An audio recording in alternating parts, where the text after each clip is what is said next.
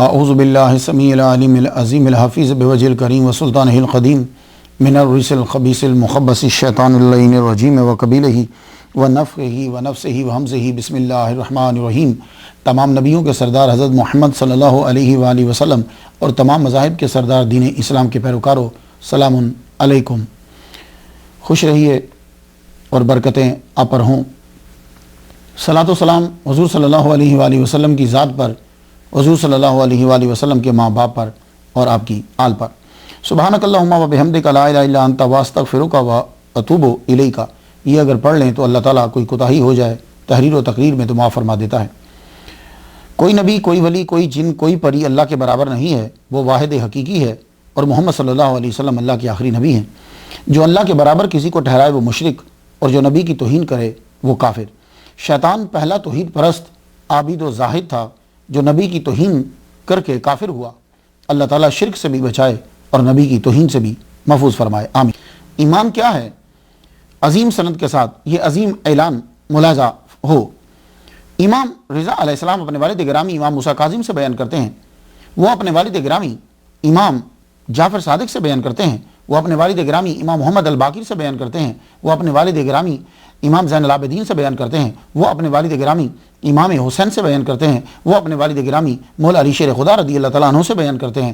انہوں نے حضور صلی اللہ علیہ وآلہ وسلم سے سنا، ایمان تین چیزوں کا مجموعہ ہے: معرفت بالقلب، قول باللسان و عمل بالارکان۔ دل سے معرفت، زبان سے بولنا اور ارکان سے عمل کرنا۔ حاضر رحمت من ربی۔ آج گفتگو جو ہے وہ 104 نمبر پر پہنچ گئی۔ آج جس ہستی کو سرنامہ کلام بنا رہے ہیں انہیں دنیا حضرت سلمان الخیر، سلمان ابن سلام، سلمان المحمدی، سلمان فارسی اور سلمان پاک کے نام سے جانتی ہے۔ میں نے اس ہستی کو موضوع بنا کر پہلی مرتبہ 22 اکتوبر 1993 میں گفتگو کی تھی، جبکہ میں نے تقریر کا سلسلہ اور خطبہ کا سلسلہ جو ہے وہ شروع کیا۔ آج 2016 میں امریکہ سے یہ موضوع پھر آپ کو سنا رہا ہوں۔ تصوف کے محبین کے لیے ایک اور چمکتا ہوا ستارہ، لیڈر۔ سلسلہ نقشبندیہ میں شجرہ طریقت پڑھیں تو تیسرا نام حضرت سلمان المحمدی رضی اللہ تعالیٰ عنہ کا آتا ہے۔ تاریخ ولادت آپ کی جدید تحقیق یہ ہے کہ 580 عیسوی ہے، اور اگر 350 سال عمر ہو تو تاریخ ولادت 306 عیسوی بنتی ہے، اور اگر 250 سال آپ کی ٹوٹل عمر ہو تو تاریخ ولادت 466 عیسوی بنتی ہے۔ تاریخ وصال جو ہے وہ آپ کی 35 ہجری ہے، 656 عیسوی۔ آپ کا مزار مدائن عراق میں ہے۔ آج 2016 میں آپ کو دنیا سے گئے ہوئے 1360 شمسی سال ہو چکے ہیں۔ نام پہ گفتگو ہو جائے، پھر ابتدائی اور آخری حالات کی طرف ہم بڑھتے ہیں۔ سلمان کہتے ہیں کہ یہ نام حضور صلی اللہ علیہ وآلہ وسلم نے آپ کو دیا۔ علامہ عبد الوہاب شارانی رحمۃ اللہ علیہ کے جملے نے معنی بیان کر دیا: سلمانو من السلامت من العالام والامراض، کہ یہ سلمان سلامتی سے ہے اور آپ سلامت ہوئے عالام سے اور امراض سے۔ اسلام قبول کرنے کے بعد آپ عالام و امراض میں مبتلا نہ ہوئے، لیکن چونکہ آپ کی زندگی جو ہے وہ مجاہدانہ زندگی تھی، تو شہادت حکمی کا مرتبہ جو ہے وہ دینے کے لیے اللہ تعالیٰ نے آخر میں اس حال میں مبتلا کیا تاکہ آپ شہیدوں میں شامل ہو جائیں۔ اسلام سے پہلے آپ کا نام جو ہے وہ ما بہ تھا، یعنی ہم بہتر ہیں۔ کچھ نے کہا کہ آپ کا نام روز بہ تھا، یعنی اچھے دنوں والا۔ سلمان الخیر۔ علامہ ابن اسیر اور حافظ ابن حجر عسقلانی نے یوں کہا: یقال لہ سلمان الخیر، سلمان طاہر بھی آپ کو کہا جاتا ہے۔ سلمان بن الاسلام، اسد الغابہ۔ یہ اکثر لوگ جو ہے اردو پڑھتے ہوئے اس کو اسد پڑھ جاتے ہیں، یہ اسد نہیں ہے، اسد ہے، اسد کی جمع ہے، تو الف پہ پیش پڑھیں گے۔ اسد الغابہ، جلد دوئم، صفحہ 328۔ اس میں ہے کہ آپ سے نسب کے بارے میں جب پوچھا گیا تو آپ نے فرمایا: انا سلمانو بن الاسلام، میں سلمان ہوں اسلام کا بیٹا۔ حافظ ابن حجر عسقلانی نے اصابہ میں تہذیب التہذیب میں یوں لکھا ہے: ابو عبداللہ بن الاسلام سلمان المحمدی۔ مسند امام احمد میں حضور صلی اللہ علیہ وآلہ وسلم کا فرمان ہے: سلمان میری اہل بیت سے ہے۔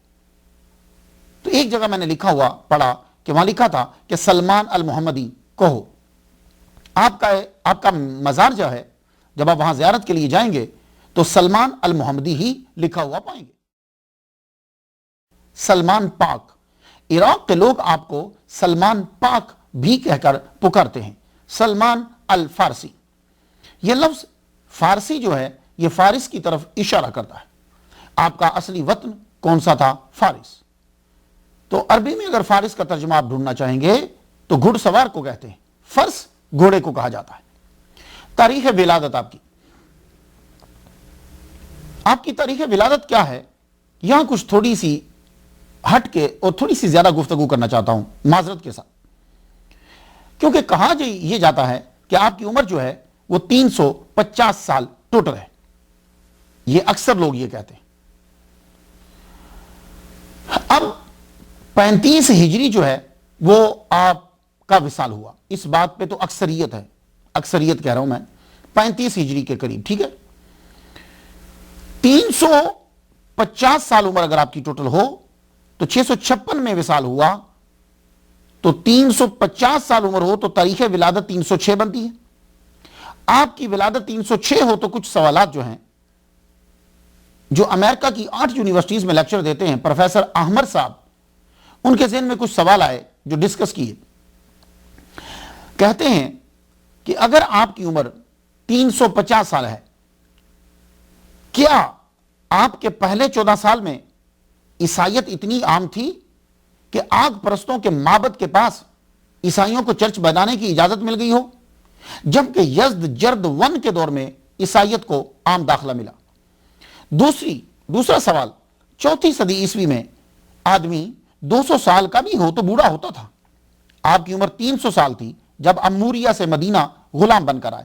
300 سال کا آدمی جو غلام ہو اسے کام کے لیے کوئی خریدے گا؟ تیسرا سوال، آپ کا وصال 35 ہجری 656 میں ہوا. یہ بات ہر ایک نے مانی ہے، اکثریت نے. اس کا مطلب ہوا کہ جب آپ نے مدینہ میں قباء میں حضور سے ملاقات کی تھی تو آپ کی عمر 315 سال تھی. آپ مزدوری کرتے، کھجوریں لاتے اور حضور کو دیتے. کیا 315 سال کا بوڑھا مزدوری کر سکتا ہے؟ آپ نے جب حضور صلی اللہ علیہ وسلم کا سنا تو درخت پر تھے، ہاتھ چھوٹا نیچے گرے. کیا 315 سال کا بوڑھا آدمی کھجور کے درخت پہ چڑھے گا یا آقا اسے ایسا مشکل کام دے گا؟ تاریخ لکھتی ہے کہ آپ نے خندق میں حصہ لیا، پتھر توڑے، خندق کھودی. خندق 5 ہجری میں ہوئی، 627 میں. اس وقت آپ کی عمر بنتی ہے 321 سال. تو کیا آپ اتنے سخت کام کر سکتے ہیں؟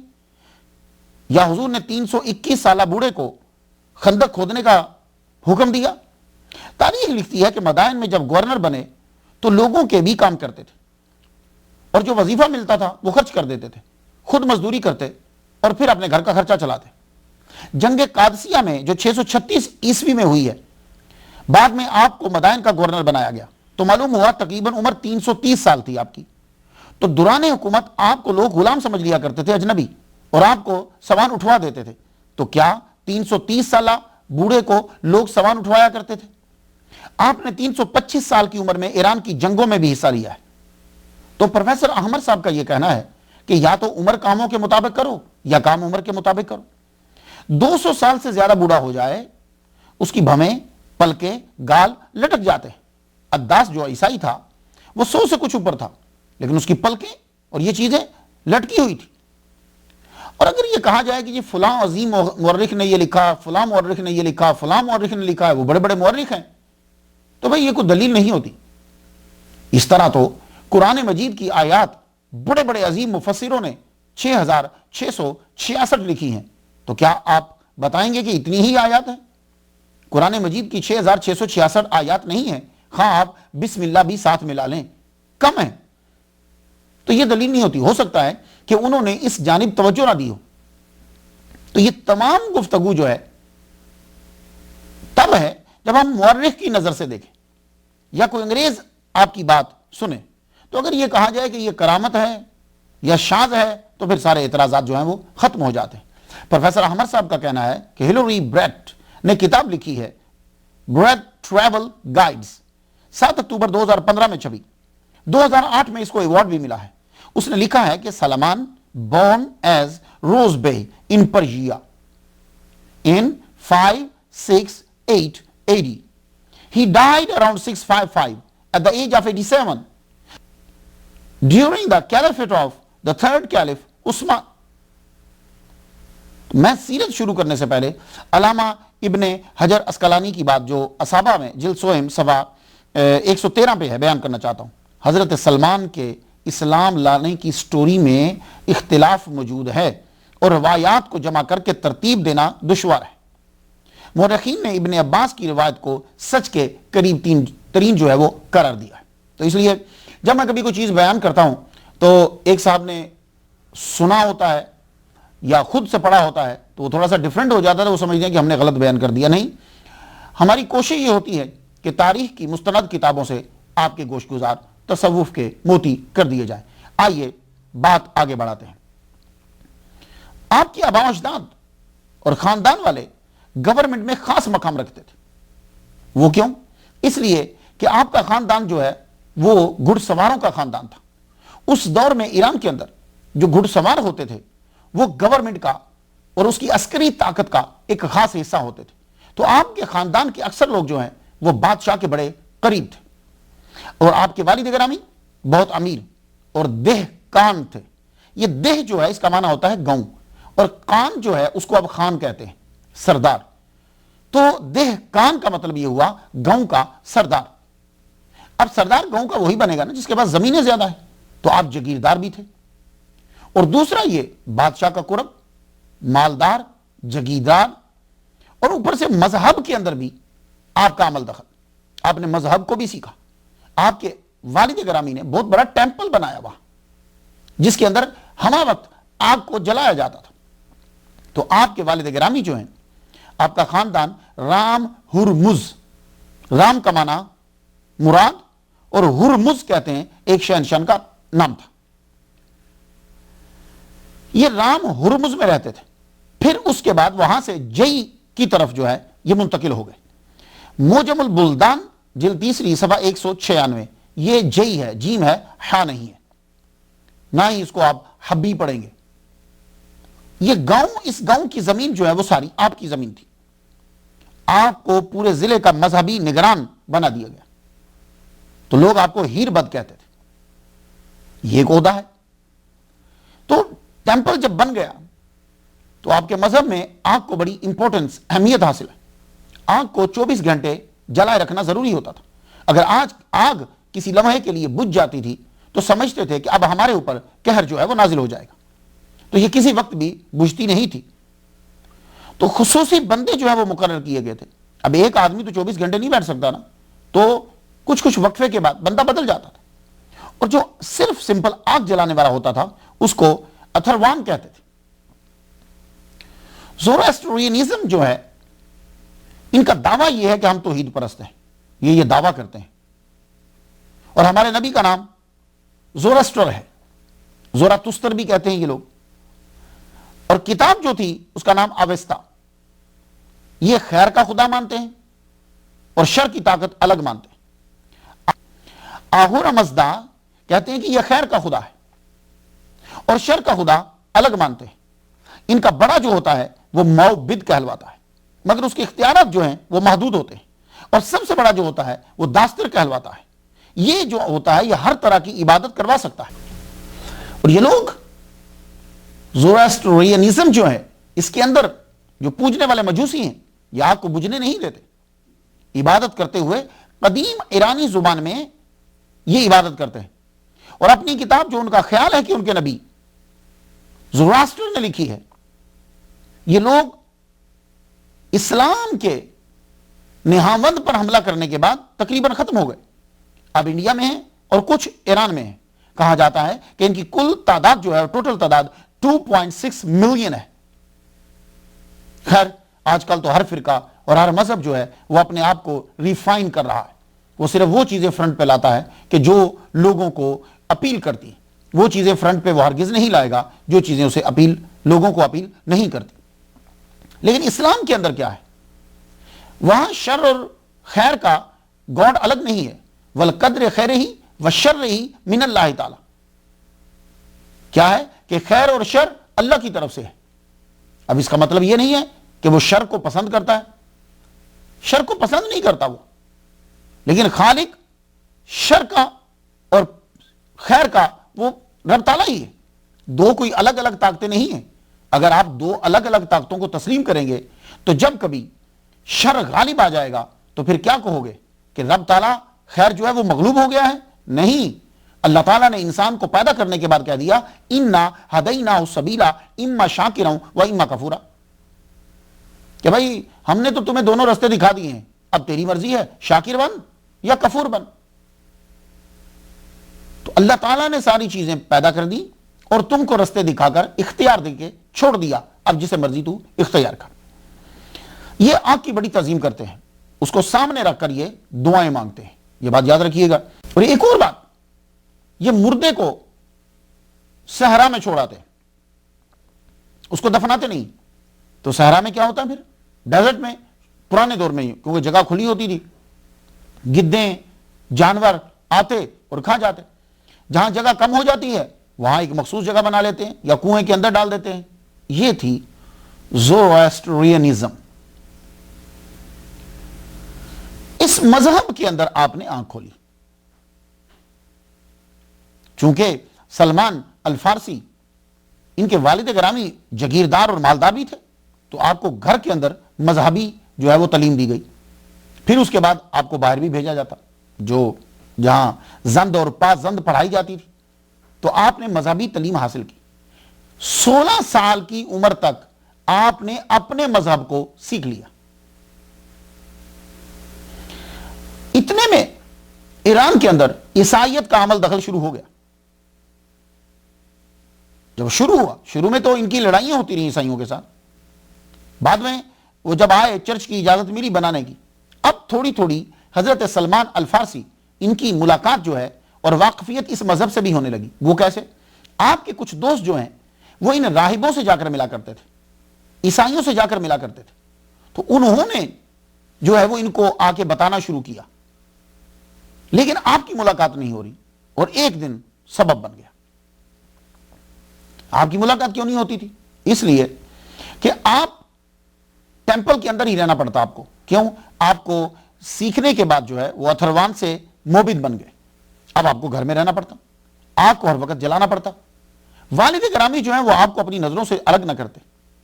بڑا بھائی تھا سلمان الفارسی کا، لیکن لاوالی طبیعت تھی، وہ اتنی دلچسپی نہیں لیتا تھا۔ والد گرامی کو معلوم ہے کہ یہ میرا بیٹا مابہ جو ہے یا روزبہ یہ جو ہے میرا جانشین بنے گا، تو وہ مذہب کے اندر ان کو لگا دیا، باہر نکلنا دیتے۔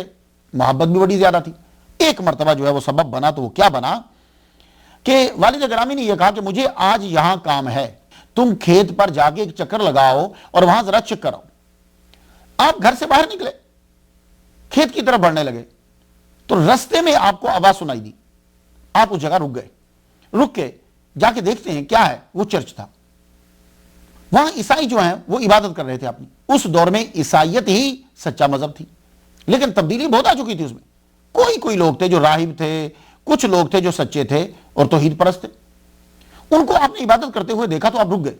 بیٹھنا اور ان کا اٹھنا، کھڑے ہو کے دعائیں مانگنا آپ کو بڑا اچھا لگا، آپ ان کے قریب چلے گئے، قریب جا کے اپنا تعارف کروایا۔ جو ہی ان کو معلوم ہوا کہ یہ تو جاگیردار کا بیٹا ہے، سارے متوجہ ہوئے۔ آپ ان سے کویشچن کرتے، وہ آپ کو بتاتے، اپنی عبادات اور اپنے مذہب کے بارے میں جب بتانے لگے، آپ کو ان کا مذہب جو ہے وہ اپنے مذہب سے زیادہ اچھا لگا، ان کا طریقہ عبادت آپ کو زیادہ اچھا لگا۔ آپ ان کے طریقہ عبادت کو سیکھنے میں اور دیکھنے میں اتنی دیر کھڑے رہے کہ سورج جو ہے وہ کھڑا نہ رہ سکا، سورج مغرب کی طرف چلا گیا، اور جو ہی مغرب کی طرف گیا تو اب آپ کو پتا چلا دیر تو بہت ہوگی، اب آپ واپس آئے۔ جب گھر واپس پہنچے تو سورج ڈوب چکا تھا، رات ہو چکی تھی۔ گھر پہنچے تو گھر جہاں بندے اکٹھے ہیں فیملی کے، ان کے ساتھ حیرانی و پریشانی بھی کھڑی ہے، سب پریشان۔ اب جب وہاں پہنچے، والد گرامی تیزی سے لپ کے آپ کی طرف، جانے پہ در، اتنی دیر کدھر، ہم پریشان، تمہاری والدہ حیران، جن لے گیا کہ انسان ہر جگہ تلاش کیا، آپ کہاں تھے؟ عرض کرنے لگے پدرم میں زمینوں پہ گیا ہی نہیں۔ تو پھر کہاں گئے؟ رستے میں مجھے چند لوگ ملے، وہ عیسائی مذہب کے جو ہیں وہ پیروکار تھے، میں ان کی عبادت دیکھنے لگ گیا، تو بس رات ہو گئی۔ والد گرامی اور یہ جتنے مجوسی یہ لوگ تھے، انہیں تو بڑی سخت نفرت تھی عیسائیوں کے ساتھ۔ کیوں؟ ایک تو ان کے ساتھ لڑائیاں ہوتی رہتی تھی، دوسرا مذہب ان کا ٹوٹل جدا تھا، والد گرامی نے کہا بیٹے نہیں جاتے، ان کا مذہب ہم سے بہتر نہیں ہے۔ تو ہم نے کہا نہیں ابا، ان کا مذہب ہم سے بہتر ہے، ہم کیا سارا دن 24 گھنٹے آگ جلانے میں لگے رہتے ہیں؟ وہ جو عبادات کے طریقے بتا رہے تھے، خدا کا وجود بتاتے ہیں، وہ اس سے بہتر ہے۔ والد گرامی نے فوراً پکڑا اور کہا اس کو زنجیروں سے جکڑ دو، ایسا نہ ہو کہ یہ چلا جائے۔ تو والد گرامی کا حکم، جاگیردار کا حکم اور مذہبی لیڈر کا حکم، فوراً سے غلاموں نے زنجیروں کے ساتھ آپ کو باندھ دیا، باندھ کے ایک کمرے میں بند کر دیا۔ 1-2 دن کے بعد آپ کو کچھ تھوڑی سی آسانی ہوئی کہ آپ کمرے سے باہر آتے، لیکن زنجیریں نہیں کھلی اور وہ آگ کے پاس بیٹھے۔ وہی جو لڑکے جن کے ذریعے سے آپ کو عیسائیت سے واقفیت ہوئی تھی، ایک دن ٹیمپل میں آ گئے، آ کے بتانے لگے۔ ہم نے کہا تم یوں کرو، ان لوگوں کو جا کے میرا بتا دو کہ میرے باپ نے مجھے قید کر دیا ہے۔ تو انہوں نے مجھے بتایا تھا کہ شام میں ان کی تعلیم کا، سیریا میں ان کی تعلیم کا مرکز ہے، تو ان سے جا کے کہنا کہ اگر شام سے، سیریا سے تمہارا کوئی قافلہ آئے یا جا رہا ہو تو مجھے کسی طرح ضرور خبر دے دینا۔ یہ پیغام ان تک پہنچ گیا، مگر رب کو کچھ اور ہی منظور تھا۔ آپ زنجیروں میں جکڑے ہوئے وہاں پڑے رہتے، آپ کے والد گرامی بیمار ہوئے اور ان کا وصال ہو گیا۔ باپ جو ہے وہ باپ کی جگہ پہ بڑا بیٹا جانشین بنا۔ جانشین بننے کے بعد آپ کی زنجیروں کو جو ہے کچھ توڑ دی گئی، کھول دی گئی۔ اب ذرا ظاہر ہے کہ اب ماں ہے، بڑا بھائی ہے، اس کو کوئی اتنی غرض نہیں، کھولا گیا آپ کو۔ آپ والد کا جو سلسلہ ان کے نزدیک ہے، آپ کو میں نے ابھی بتایا کہ یہ لوگ اپنے مردے کی لاش کو دفناتے نہیں ہیں، اسے اٹھا کر صحرا میں پھینک آتے ہیں اور وہاں وہ گدھیں اور جانور کھا لیتے ہیں۔ تو والد کا جب مسئلہ حل ہو گیا، اب آپ نے والدہ ماجدہ کے سامنے اظہار کیا کہ میں عیسائیت کو اختیار کرنا چاہتا ہوں۔ والدہ نے، باقی نے بڑا زور لگایا۔ بھائی کو تو اس سے کوئی غرض نہیں تھی، لاؤبالی طبیعت ہے ان کی، ان کو اس سے کوئی غرض نہیں، لیکن آپ کی ضد کے سامنے سب بے بس ہو گئے، چپ کر گئے۔ آپ انتظار کرنے لگے ان کے پیام کا کہ کب پیام آئے کہ شام سے کوئی تجار آئے ہیں۔ تو پیام آ گیا، وہی لڑکے پیام لے کر آئے، کہنے لگے کہ ہمیں اطلاع دی گئی ہے کہ شام سے تاجر آئے ہیں اور وہ واپس جا رہے ہیں، اب تم جانا چاہتے ہو تو تم ان کے ساتھ جا سکتے ہو۔ تو آپ نے اجازت لی، والد تو چلے گئے دنیا سے، اپنا سب کچھ اپنے بھائی کو سونپا، کہا یہ تم لو، میں اب چلتا ہوں۔ آپ گھر سے چلے گئے۔ کئی دنوں کی مسافت کے بعد آپ سیریا پہنچ گئے۔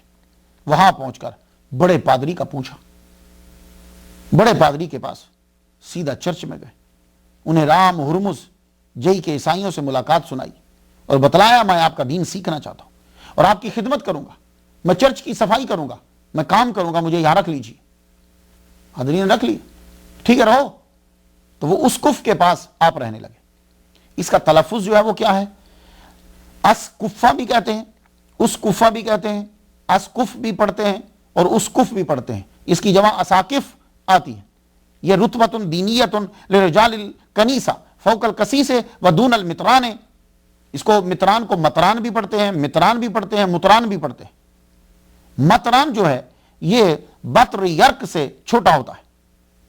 تو اس دور کے اندر عیسائیوں کے ہاں جو عہدے ہوتے تھے وہ اس ترتیب سے تھے، پہلے کو قسیس بولتے تھے، دوسرے کو اسقف بولتے تھے، اس سے بڑا متران ہوتا تھا، سب سے بڑا جو ہے بطر یرک ہوتا تھا۔ یہ عہدے تھے۔ تو آپ کی ملاقات جو ہے وہ اسقف سے ہوئی، تو آپ اس کی خدمت میں لگے رہتے۔ یہ آپ کو تھوڑا تھوڑا وہ جو عبرانی اور سریانی زبانوں کے اندر جو کتابیں ان کی کتب تھیں وہ آپ کو سکھاتے تھے اور آپ ان سے سیکھتے۔ آپ نے اسے سیکھا لیکن تعلیم مکمل نہیں ہوئی، اس کا انتقال ہو گیا۔ جب انتقال ہوا، یہ شخص انتہائی بد عمل تھا، لوگوں سے یہ کہا کرتا تھا کہ تم خیرات کرو۔ لوگ خیرات کرتے، صدقات دیتے، یہ ان سے لے کر خود آگے خیرات نہیں کرتا تھا۔ کیا کرتا تھا؟ اسے جمع کر لیتا۔ جب یہ مرا تو حضرت سلمان الفارسی رضی اللہ تعالیٰ انہوں نے یہ کہا کہ بھائی یہ شخص جس کو تم بہت بڑا مانتے ہو یہ تو بد عمل تھا۔ کہنے لگے تم کیسے کہہ سکتے ہو؟ کہا یہ تو بڑے، اس نے تو 7 مٹکے جو ہیں جو تم نے خیرات و صدقات کے دراہم و دنانیر دیے تھے وہ تو اس نے 7 مٹکے بھرے ہوئے ہیں، آؤ میں تمہیں دکھاتا ہوں۔ لے کر گئے 7 بھرے ہوئے دراہم و دنانیر کے مٹکے، جب دکھائے لوگ اس سے بدظن ہو گئے۔ اب اس کو دفنایا نہیں بلکہ صلیب پہ چڑھا دیا، چڑھانے کے بعد پتھر مارے اور چھوڑ کر وہیں واپس آ گئے۔ جب اس کا انتقال ہوا تو اس کی جگہ کے اوپر دوسرے اسقف کو جو ہے وہ چنا گیا۔ یہ سلمان المحمدی کہتے ہیں کہ یہ آدمی بڑا اچھا تھا، عبادت بھی، خود بھی عبادت کرتا تھا، لوگوں کو کہتا تھا تو خود بھی کرتا تھا، خیرات جو آتی تھی، جو مال آتا تھا سب غریبوں میں بانٹ دیتا تھا۔ تو قرآن مجید میں بھی تعریف کی گئی ہے ایسے عیسائیوں کی۔ تو قرآن مجید جو ہے وہ عیسائیوں کی تعریف کرتا ہے کہ کچھ ایماندار ہیں، کچھ ایماندار نہیں ہیں۔ تو آپ آیت سماعت کیجئے برکت کے لیے، سورہ آل عمران آیت نمبر 75۔ وَمِنْ أَهْلِ الْكِتَابِ مَنْ إِنْ تَأْمَنْهُ بِقِنْطَارٍ يُؤَدِّهِ إِلَيْكَ وَمِنْهُمْ مَنْ إِنْ تَأْمَنْهُ بِدِينَارٍ لَا يُؤَدِّهِ إِلَيْكَ إِلَّا مَا دُمْتَ عَلَيْهِ قَائِمًا۔ یعنی اہل کتاب، یہ عیسائی اور یہودی کچھ ایسے ہیں کہ اگر تم ان کے پاس خزانہ رکھ دو بطور امانت تو وہ لٹا دیں گے، اور کچھ ایسے بھی ہیں کہ تم 1 دینار رکھو، 1 دینار، پورا خزانہ نہیں، ڈھیر نہیں، 1 دینار رکھو تو وہ بھی تمہیں نہیں پلٹائیں گے، ہاں سر کے اوپر کھڑے رہو تو۔ یہ اسقف اچھا تھا، خوف خدا رکھتا تھا، آپ کو بھی اس سے دلی محبت ہو گئی، آپ نے اس سے بہت کچھ سیکھا، لیکن یہ بھی بیمار ہو گیا اور لگا کہ اب اس بیماری سے واپس نہیں آئے گا، آگے چلا جائے گا۔ تو آپ روتے ہوئے کہنے لگے کہ میں تو اتنی دور سے سب فیملی چھوڑ کر آ گیا یہ عیسائیت کو سیکھنے کے لیے، اب میں کہاں جاؤں، مجھے بتائیے کہ میں کس سے تعلیم حاصل کروں۔ تو اس اسقف نے یہ کہا کہ یہاں تو مجھے کوئی نظر نہیں آتا، ہاں البتہ میرا ایک استاد ہے جس سے میں نے سیکھا، وہ بھی میری طرح ہی ہے، کیونکہ ظاہر ہے میرا استاد ہے، وہ موصل میں ہے، تو جاؤ تم اس کے پاس چلے جاؤ، میں تمہیں ایک تختی لکھ دیتا ہوں، جیسے آپ لوگ لیٹر لکھ کے دیتے ہیں، تو اس دور میں کاغذ کہاں اتنا عام ہوتا تھا، تو وہاں ان کا نام لکھ دیا اور بتایا کہ یہ بچہ بڑا دلچسپی رکھتا ہے اس کے اندر۔ وہ دنیا سے چلے گئے، آپ کو بڑا دکھ ہوا، ان کی تدفین ہوئی، اس کے بعد وہاں سے آپ چل پڑے، چلے موصل میں پہنچ گئے، موصل میں پہنچ کر آپ نے انہیں تلاش کیا، ان کے پاس بھی پڑھنے لگ گئے، مگر کچھ ہی عرصہ گزرا کہ وہ جو استاد تھے وہ بھی دنیا سے چلے گئے، وہ بھی دنیا سے چلے گئے۔ لیکن جب بیمار ہوئے تو آپ کو پتا چل گیا کہ یہ اب بچیں گے نہیں، تو کہنے لگے استاد محترم میں تو سیریا سے آپ کے پاس آیا، اب آپ بھی جا رہے ہو تو آپ بتائیے میں آگے آپ کے بعد کس کے پاس جاؤں۔ کہنے لگے آج کے دور کے اندر تو کوئی نہیں، ایک ہے جو تجھے سچی تعلیم دے سکے، خود بھی سچا ہو، تم نصیبین میں چلے جاؤ، اس کے نام میں تمہارا سفارش نامہ لکھ دیتا ہوں، میرے بعد اس کے پاس چلے جانا۔ تو موصل میں جب ان کی وفات ہو گئی وہاں سے آپ نصیبین کی طرف چلے گئے، روز آپ کو لگے موصل سے وہاں پہنچتے ہوئے ان سے ملاقات کی، ان کی صحبت میں رہے، بائبل کی تعلیم لینے لگے۔ یہ بھی صحیح عیسائی تھے مگر یہ بھی کچھ عرصہ رہے اور بیمار پڑ گئے۔ آپ جب جس کے پاس آپ پہنچتے تھے سچی تعلیم اسی کے پاس ہوگی جو پرانا ہوگا، جو پرانا ہوگا وہ بوڑھا ہوگا، اور جو بوڑھا ہوگا وہ کتنا عرصہ جیے گا۔ اب وہاں پہنچے تو یہ بھی بیمار ہوئے، اور جب آپ کو معلوم ہوا کہ یہ اب بچیں گے نہیں تو عرض کرنے لگے مجھے حکم دیجئے میں کہاں جاؤں، میری تعلیم ابھی مکمل نہیں ہوئی۔ تو آپ نے کہا بیٹے مجھے تو اب کوئی نظر نہیں آتا، تم اموریا چلے جاؤ، اموریا میں ایک ہیں اگر وہ تمہیں پڑھا سکیں، وہ بھی بوڑھے ہیں، تم جلدی سے سفر کرو جاؤ۔ ان کا وصال ہو گیا، ان کے بھی تجہیز کے بعد تکفین کے بعد آپ چل پڑے وہاں سے۔ تو اموریا کی طرف آپ بڑھے۔ تو میں جب یہ پڑھتا ہوں کہ جس استاد کے پاس آپ پہنچتے تھے کچھ عرصے کے بعد وہ استاد فوت ہو جاتا تھا، تو معلوم ہوا کہ لگتا ہے کہ یہ اپنے استاد کے پاس بھیج دیا کرتے تھے، اور جن کے پاس آپ جاتے تھے وہ بوڑھے ہوتے تھے اور جلدی ان کا وصال ہو جاتا تھا۔ کیوں؟ یہ جو ایک ایک آدمی مل رہا ہے نا، تو کیا عیسائی ایک ایک تھا؟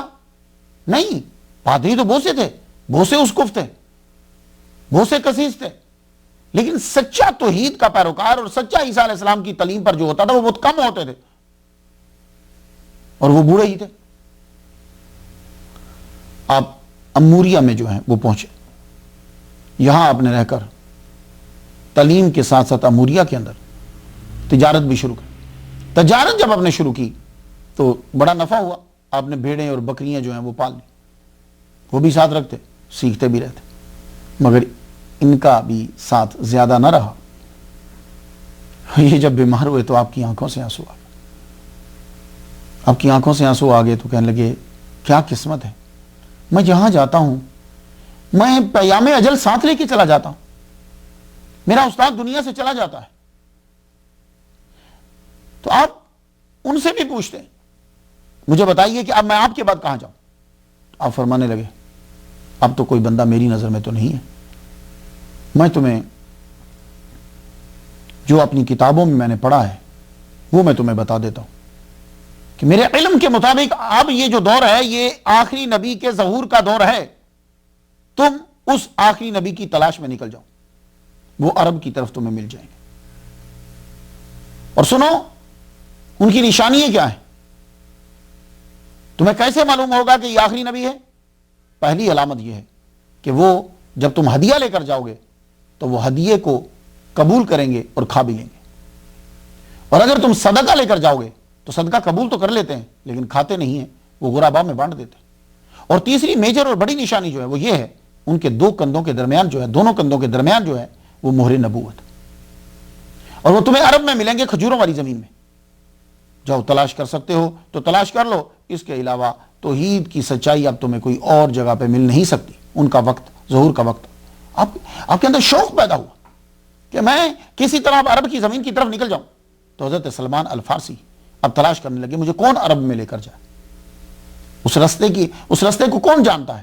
قدرتی بازار میں جب آپ تھے تو معلوم ہوا کہ کوئی بنو کلب تجار، عرب کے تجار آئے ہیں اور اب وہ سامان بیچ کر واپس جا رہے ہیں، تو آپ ان سے ملے، ان سے بات کی، میں عرب جانا چاہتا ہوں، وہ بولے ٹھیک ہے ہم آپ کو لے جائیں گے۔ آپ نے فرمایا یہ میری بھیڑیں بھی لے لو، میری بکریاں بھی لے لو، سب کچھ تم لے لو، مجھے بس عرب کی سرزمین پر پہنچا دو۔ وہ مان گئے، آپ کو بٹھایا، آپ چلے، لیکن رستے میں ان لوگوں نے بدعہدی کر دی۔ وادی القرا میں پہنچے، یہ 6-7 روز کی مسافت پہ ہے، یہ اگر اونٹ پہ سفر کریں تو مدینہ سے۔ جب آپ یہاں پہنچے تو انہوں نے آپ کو ایک یہودی کے ہاتھ بیچ دیا، بدعہدی کی۔ یہاں آپ کو غلاموں کی طرح کام کرنا پڑا، لیکن دل آپ کا مطمئن تھا۔ کیوں دل مطمئن تھا؟ ارد گرد آپ دیکھتے تھے تو کھجوروں کے درخت نظر آتے تھے، تو وہ کھجوروں کے درخت کو دیکھ کے آپ کو یقین ہوتا کہ جو آخری نبی جس کا ظہور ہونا ہے وہ کہیں آس پاس ہی ہوگا، یہی آئے گا۔ آپ بڑی محنت سے کام کرتے، اس کے ظلم بھی برداشت کرتے رہتے۔ ایک روز آقا کا کزن مدینہ سے ملنے کے لیے آیا، اس نے ان کو اپنے قیام کے دوران جو ہے وہ بڑی محنت سے کام کرتے ہوئے دیکھا، تو کہنے لگا کہ یہ غلام میں تم سے خریدتا ہوں، یہ مجھے دے دو۔ حضرت سلمان المحمدی بک گئے، پھر بک گئے، وہ خرید کے لے آئے، دوسری بار بک گئے۔ تو اب اس وقت آپ کی عمر تقریباً جو ہے وہ 300 سے اوپر ہے، تو 300 سال کے بندے کو تو نہیں کو خرید کے لے کر جائے گا نا۔ مدینہ شریف میں آپ کی آمد ہوئی، اس وقت اس کو یثرب بولا جاتا تھا۔ آپ یہاں آئے تو جو بزرگ کی آخری استاد کی بتائی ہوئی علامات تھی وہ کثرت سے یہاں پائی گئی، کھجور کثرت سے نظر آئے۔ انہی دنوں میں حضور صلی اللہ علیہ وآلہ وسلم مکہ سے ہجرت کر کے قباء تشریف لا چکے تھے، اور اس قباء کے تھوڑے سے فاصلے پر بنو قریظہ کا نخلستان تھا جہاں سلمان الفارسی جو ہیں وہ کام کیا کرتے تھے۔ ایک روز آپ پھل سے لدے ہوئے کھجور کے درخت پر چڑھے ہوئے تھے، اور یہ پکی ہوئی کھجوریں تھیں، مالک نے یہ کہا کہ اس کے اوپر کپڑا جو ہے وہ چڑھا دو، تو آپ کپڑا چڑھانے کے لیے اوپر چڑھے ہوئے تھے۔ تو آپ فرماتے ہیں، سلمان الفارسی فرماتے ہیں کہ میں جب اوپر چڑھا ہوا تھا تو میرے آقا کا جو ہے نا وہ کزن آیا، میرے آقا کا بھائی آیا بڑی تیزی سے اور کہتا ہے برا ہو انصار کا، وہ سب قباء میں ایک شخص کے گرد جمع ہیں جو مکہ سے آیا ہے اور کہتا ہے کہ میں نبی ہوں۔ حضرت سلمان فرماتے ہیں کہ میرے کپی تاری ہوئی اور ایک دم سے میرا ہاتھ جو ہے وہ لوز ہوا، میں نیچے آیا تو میں نے اپنی درد کو بھی محسوس نہ کیا، آگے منہ کر کے میں پوچھنے لگا آپ یہ کیا بات کر رہے تھے، کس نبی کی؟ تو آقا نے زناٹے کا ایک تھپڑ آپ کے منہ پر مارا، کہ جاؤ اپنا کام کرو، تمہاری کیا دلچسپی اس سے؟ میں ویسے ہی پوچھ رہا تھا، آپ بات کر رہے تھے، لیکن یہ تو آپ سن چکے تھے کہ وہ قباء میں تشریف لائے ہیں، اور قباء جو ہے وہ آپ کے باغ سے قریب ہی تھا۔ شام ہوئی، گھر جانے کے بجائے آپ نے کچھ سوکھی کچھ تر کھجوریں، وہی تو اویلیبل تھی نا، وہ لے کر آپ سیدھا تلاش کرتے ہوئے حضور صلی اللہ علیہ وآلہ وسلم کی جگہ پر، مقام پر پہنچ گئے۔ آپ نے چہرہ مبارک دیکھا، معلوم تو ہو جاتا ہے نا کون آئے ہیں، جا کر وہ کھجوریں آپ کے سامنے رکھ دی، کہا جی یہ کھجوریں جو ہیں آپ کے ساتھ جماعت ہے، غربا بھی ہیں، یہ میں صدقہ کی کھجوریں جو ہیں صدقے کی، یہ میں آپ کو دے رہا ہوں۔ حضور صلی اللہ علیہ وسلم نے کھجوریں لے لی تو فرمایا ہم صدقہ نہیں کھاتے، تو آپ نے کھجوریں غربا میں بانٹ دی۔ آپ بڑے خوش ہوئے، کہنے لگے دل میں، کہنے لگے ایک بات تو پوری ہو گئی۔ واپس آئے، واپس آ کر اب تلاش کرنے لگے دوسری جو ہے وہ کس طرح پوری ہو۔ اس کے لیے آپ نے پورا ہفتہ گزارا، پیسے اکٹھے کیے، اونٹ کے گوشت کا انتظام کیا، اس کو پکایا، بڑے پیالے میں پکایا، پکا کے آپ اس کو اپنے کندھوں پر اٹھا کر لا رہے، دیج کا ٹائپ کا ہوگی کوئی چیز، اس کے اوپر لا کے سوری بنا کر بڑا زبردست ٹیسٹی بنا کر لے کر آئے اور آ کر حضور صلی اللہ علیہ وآلہ وسلم کی خدمت میں دیا۔ عرض کرنے لگے یا رسول اللہ، اے اللہ کے نبی، میں یہ ہدیہ لایا ہوں آپ کے لیے۔ حضور صلی اللہ علیہ وآلہ وسلم کو ویسے بھی یہ پسند تھا، تو آپ نے اس میں سے خود بھی کھایا اور اپنے ساتھیوں کو بھی کھلایا۔ تو حضرت سلمان الفارسی رضی اللہ تعالیٰ عنہ یہ کہتے ہیں کہ بھائی دو چیزیں تو پوری ہو گئی، صدقہ لیتے نہیں، ہدیہ لیتے ہیں اور کھا بھی لیتے ہیں۔ دو علامات جب پوری ہو گئی، اب تیسری رہ گئی تھی۔ ہجرت کے تھوڑے ہی عرصے کے بعد حضرت کلثوم بن الحد انصاری وفات پا گئے تھے۔ آپ نے ان کی تجہیز و تکفین کی اور انہیں بقیع الغرقد میں دفنانے کے بعد صحابہ کے جھرمٹ میں بیٹھے ہوئے تھے۔ یہ بقیع الغرقد کیا ہے؟ ڈاکٹر محمد جو ہیں، ان کی کتاب ہے بقیع الغرقد، تالیف کی انہوں نے، کہتے ہیں کہ حضور صلی اللہ علیہ وآلہ وسلم کو جب قبرستان کے لیے جگہ کی ضرورت تو آپ نے اس جگہ کو چنا۔ یہاں غرقد کے درخت جو تھے وہ تھے، آپ نے وہ کٹوا دیے، تو بعد میں اس کا نام جنت البقیع پڑ گیا۔ یہاں حضور صلی اللہ علیہ وآلہ وسلم تشریف فرما ہے کہ حضرت سلمان الفارسی رضی اللہ تعالیٰ عنہ تشریف لے آئے تو آتے ہی حضور کے گرد چکر لگانے لگے۔ حضور صلی اللہ علیہ وآلہ وسلم نے دو موٹی چادریں لی ہوئے تھے، ایک کا تہمت بنایا ہوا تھا، ایک اوپر اوڑے ہوئے تھے، تو یوں بیک پہ آپ یوں چکر لگانے لگے۔ محمد مصطفیٰ صلی اللہ علیہ وآلہ وسلم سمجھ گئے، آپ نے اپنے شولڈر سے چادر کو ہٹا دیا، چادر کو ہٹایا تو حضرت سلمان الفارسی اللہ اکبر جل شانہ دیکھتے ہی آپ کی آنکھوں سے آنسو روا ہو گئے اور آپ نے فرط عقیدت میں، محبت میں جھک کر اس کو چوم لیا، چومتے جاتے روتے جاتے، چومتے جاتے روتے جاتے۔ حضور نے فرمایا سامنے آؤ، آپ سامنے بیٹھ گئے۔ کو تھوڑی سی عربی آپ کو آتی تھی، زائد نہیں آتی، جیسے ہم نئے نئے پاکستان سے آتے ہیں نا، امریکہ میں تو جتنی انگلش آتی ہے اتنی ہی عربی آتی تھی ان کو، چند باتیں، لیکن پوری سٹوری سرکار نے فرمایا سناؤ۔ سنانے لگے تو یہ پرشین میں سنا رہے تھے، فارسی میں۔ آپ نے فرمایا کوئی بندہ لاؤ جو ٹرانسلیٹ کرے۔ اب کوئی ایسا بندہ ہو کہ جو پرشین بھی جاتا ہو اور یہاں بھی آتا ہو، تو ایک تاجر مل گیا یہودی، وہ فارسی بھی بول لیتا تھا، عربی بھی بول لیتا تھا۔ وہ جب آیا تو حضور صلی اللہ علیہ وسلم نے فرمایا کہ یہ سٹوری سناتے ہیں، تم ترجمہ کرتے جاؤ۔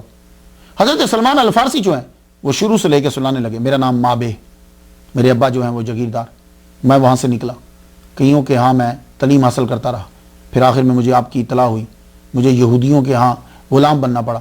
تو جب بیچ میں یہودیوں کے بارے میں بات ہوئی تو اس نے ٹرانسلیشن کرتے ہوئے یہ بتلا دیا کہ یہ بندہ آپ کو گالیاں دے رہا ہے. حضور صلی اللہ علیہ وآلہ وسلم نے یوں ہاتھ رکھا, فرمایا ابھی آپ نے سوچنا شروع ہی کیا کہ جبریل علیہ السلام تشریف لے آئے. جبریل علیہ السلام تشریف لائے, انہوں نے آتے ہی پوری سٹوری حضور صلی اللہ علیہ وآلہ وسلم کو سنا دی. اب جو ہی وہ یہودی چپ ہوا, حضور صلی اللہ علیہ وآلہ وسلم نے حضرت سلمان الفارسی کی پوری سٹوری جو ہے وہ آپ نے عربی میں ان کو سنا دی کہ ان کے ساتھ یہ ہوا.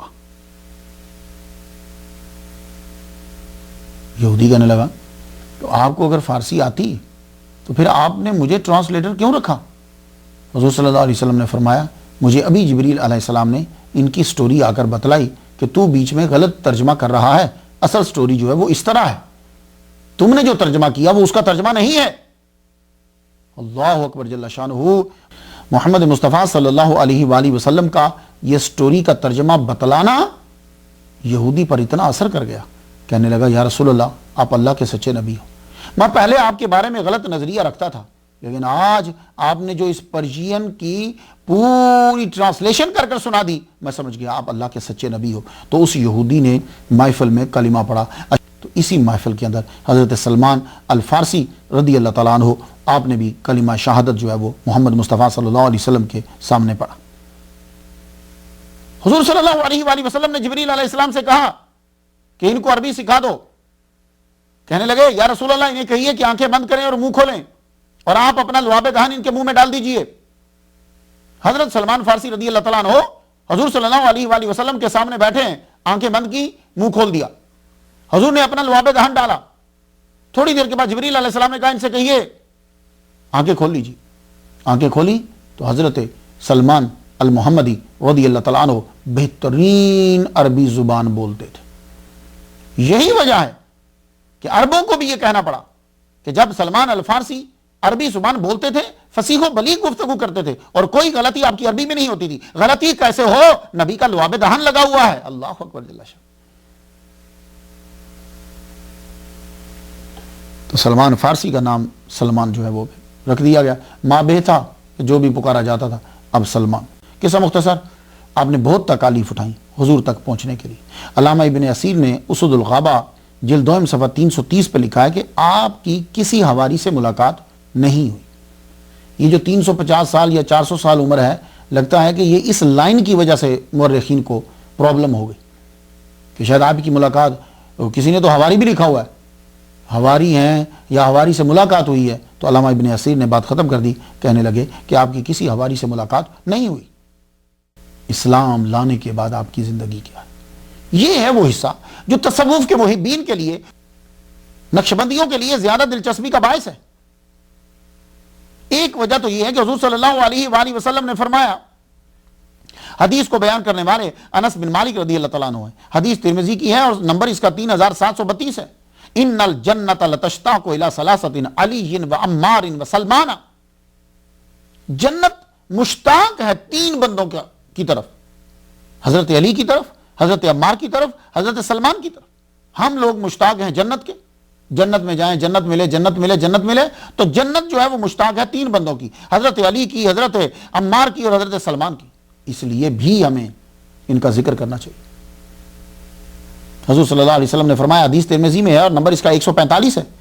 برادہ اپنے باپ سے روایت کرتے ہیں کہ حضور صلی اللہ علیہ وسلم نے فرمایا, ان اللہ امرنی یحب 4 واخبرنی یحبهم قیل یا رسول اللہ من هم علی منهم ذلك 3 وابو ذر وسلمان والمقداد.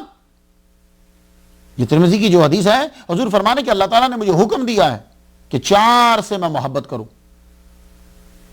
اور یہ بھی مجھے بتلایا ہے کہ اللہ بھی ان سے پیار کرتا ہے. عرض کی گئی یا رسول اللہ وہ کون ہیں؟ ان میں سے پہلے علی ہیں. 3 مرتبہ حضرت علی کا نام لیا اور کہا ابو ذر ہے, سلمان ہے اور مقداد ہے. تو آپ لوگ بھی ان سے محبت کرو. حضرت سلمان فارسی سے محبت کرنے کا حکم دیا گیا حضور کو. اللہ محبت کرتا ہے, آپ بھی محبت کریے, اور محبت یہی ہے کہ ان کا ذکر سنیں اور سنائیں.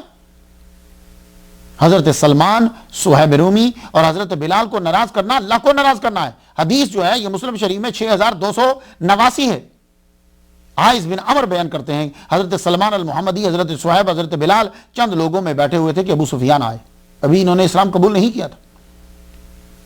تو انہوں نے بولا ابھی اللہ کی تلواریں اللہ کے دشمنوں کی گردن میں اپنی جگہ پر نہیں پہنچی۔ حضرت ابوبکر صدیق رضی اللہ تعالیٰ عنہ نے سن لیا، آپ نے ان کو ڈانٹا کہ ایسی بات کیوں کر رہے ہو، اور اس بات کی جا کر اطلاع حضور صلی اللہ علیہ وسلم کو دی کہ حضرت بلال اور صہیب اور سلمان یہ کہہ رہے ہیں، آگے سے جواب سماعت کیجئے۔ حضور صلی اللہ علیہ وآلہ وسلم نے فرمایا اے ابو بکر لعلک اغضبتہم ان کنت اغضبتہم لقد اغضبت ربک، اے ابو بکر شاید تو نے ان کو ناراض کر دیا، اور اگر تو نے سلمان کو، صہیب کو اور بلال کو ناراض کیا ہے تو تحقیق تو نے اللہ کو ناراض کر دیا۔ یہ حضرت ابوبکر صدیق رضی اللہ تعالیٰ عنہ سے کہہ رہے ہیں۔ تو اس کا مطلب یہ ہوا کہ ہمیں بھی ان کا ذکر سننا چاہیے اور ذکر کرنا چاہیے۔ تو آئیے پھر ذکر تھوڑا سا آگے بڑھاتے ہیں کہ اب اسلام کے بعد کی زندگی کیسی۔ آپ بدر میں اور احد میں شریک نہیں ہوئے، کیوں؟ غلام تھے۔ اب آقا جیسا کہے گا ویسے ہی کرنا پڑے گا۔ حضور صلی اللہ علیہ وآلہ وسلم سے اگر آپ نے یہ شکایت کی یا رسول اللہ کیا کروں، میں زیادہ وقت آپ کے ساتھ گزار نہیں سکتا، جو ٹائم بچتا ہے میرے آرام کا، آرام میں سے نکال کے میں آپ کی طرف آتا ہوں، میں سیکھنا چاہتا ہوں۔ تو آپ نے فرمایا جاؤ اپنے مالک سے بات کرو کہ وہ تمہیں کس قیمت پر آزاد کرتا ہے۔ جا کے بات کی گئی، تو جب ڈیمانڈ بڑھ جاتی ہے اور چیز کم ہوتی ہے تو پھر پرائس بڑھ جاتی ہے۔ اکنامکس کا یہی تو اصول ہے نا۔ تو اب جب ڈیمانڈ بڑی، اسے معلوم تھا کہ آزاد کریں گے، کہنے لگا 300 کھجور کے درخت لگاؤ، جب لگ جائیں پھل دے دیں، پھر دوسری شرط 40 اوقیہ چاندی جو ہے یہ تم مجھے دو، تم آزاد۔ آپ نے آ کر بتایا یا رسول اللہ وہ کہہ رہا ہے کہ 300 کھجور کے درخت وہ سب پہ پھل لگ جائے، پھر 40 اوقیہ چاندی۔ یہ سیرت ابن ہشام میں ہے، مسند امام احمد اور مجموع الزوائد میں بھی۔ حضور صلی اللہ علیہ وآلہ وسلم نے صحابہ کرام کو اکٹھا کیا اور کہا اپنے بھائی کی مدد کرو، کون کتنے کتنے درخت لا سکتا ہے؟ تو کوئی 10 لایا، کوئی 15 لایا، کوئی 20 لایا۔ اس طریقے سے 300 درخت اکٹھے ہو گئے۔ حضور صلی اللہ علیہ وآلہ وسلم نے فرمایا سلمان المحمدی سے، جاؤ اب جا کر تم کیا کرو کہ تم گڑھے کھودو اور ساتھی بھی ساتھ لے لو، تو جب تم 300 گڑھے کھود لو تو میں اپنے ہاتھ سے یہ 300 درخت لگاؤں گا اور کوئی ہاتھ نہ لگائے۔ اب تو آپ نے گڑھے کھودے اور 7 بندے ملائے۔ جب 300 گڑھے کھود لیے گئے تو حضور صلی اللہ علیہ وآلہ وسلم کو اطلاع دی گئی۔ حضور صلی اللہ علیہ وسلم تشریف لائے، آپ اپنے ہاتھ مبارک سے کھجور کا درخت لیتے اور اس کو لگاتے۔ مکمل آپ نے 299 درخت لگا دیے، ایک درخت کسی اور نے لگا دیا تھا، حضرت عمر نے یا حضرت سلمان نے خود۔ آپ نے اس درخت کو پھر سے اکھڑوایا، اپنا لعاب دہن جو ہے وہ نیچے ڈالا، پھر اس کے اوپر جو ہے وہ درخت لگا دیا۔ 300 کے 300 درخت جو ہیں وہ 1 سال کے اندر پھل لے آئے۔ اللہ اکبر جل شانہ، یہ میرے نبی کا معجزہ۔ 300 کے 300 درخت، کہتے ہیں کہ جبکہ ایسے درختوں کو، یہ جو درخت ہیں جو حضور صلی اللہ علیہ وآلہ وسلم نے اپنے ہاتھ سے لگائے تھے، علامہ سید منظور شاہ سائیوال کے ہیں، اپنی کتاب مدینہ الرسول صفحہ 309 پہ لکھتے ہیں کہ حضور نے جو درخت لگائے تھے 1975 تک، 1975 تک ان میں سے 2 درخت وہاں لگے ہوئے تھے۔ کہتے ہیں کہ میں گیا، میں نے اس کی کھجوریں کھائیں، میں اس کی 2 گٹھلیاں لے کر آیا سائیوال میں، جامعہ فریدیہ میں، بہت مشہور مدرسہ ہے، جامعہ فریدیہ میں لایا، یہاں آ کر میں نے لگائی، وہ کھجوریں اگ گئیں، گٹھلیاں اگ گئیں، اس میں کھجوریں لگیں۔ تو آپ فرماتے ہیں کہ 1975 تک 2 درخت موجود تھے، 1976 میں سعودی گورنمنٹ نے وہ درخت کاٹ دی۔ اب قیمت کا دوسرا حصے کا انتظام کرنا تھا۔ کنز العمال میں ہے، حضور صلی اللہ علیہ وسلم نے سلمان سے کہا کہ جب تک انتظام نہیں ہوتا یہ دعا پڑھو، رب اقضی عنی الدین واغننی من الفقر۔ میں پھر ایک بار پڑھتا ہوں، جن لوگوں کے اوپر قرض ہے وہ اس دعا کو پڑھیے، رب اقضی عنی الدین واغننی من الفقر۔ حضور صلی اللہ علیہ وسلم نے فرمایا کہ یہ دعا تم پڑھتے رہو۔ اللہ تعالیٰ نے کہیں سے انتظام پیدا کر دیا، حضور کے پاس کچھ سونا آیا انڈے کی شکل کا۔ حضور صلی اللہ علیہ وآلہ وسلم نے کہا بلاؤ سلمان کو، بلاؤ۔ بلایا گیا، میرے نبی صلی اللہ علیہ وسلم نے فرمایا وہ کتنا ہے جو چاندی تمہیں دینا ہے؟ 40 اوقیہ۔ 30 اوقیہ چاندی کا مطلب ہوا 100 تولہ چاندی۔ 100 तोला चांदी का मतलब हुआ इज इक्वल टू 15 तोला सोना। 15 तोला सोना दे दो, 100 तोले चांदी दे दो।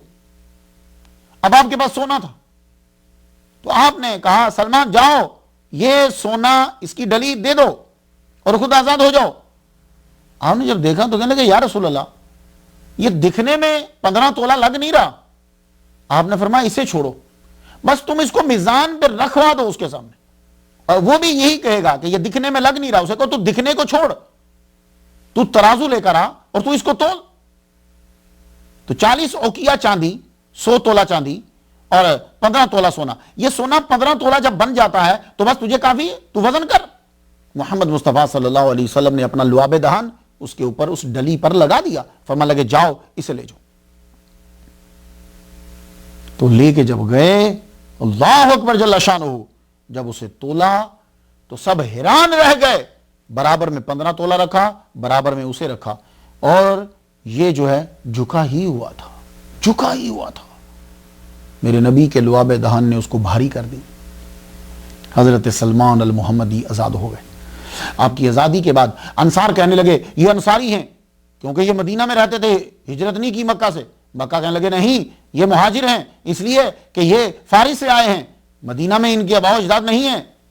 झगड़ा जब हुआ तो मेरे नबी मोहम्मद मुस्तफ़ा सल्लल्लाहु अलैहि वसल्लम ने फैसला फरमा दिया, ये कहकर सुनो सलमान मिन्ना अहल बैत, ये तो सलमान जो है ये हमारी अहले बैत से है।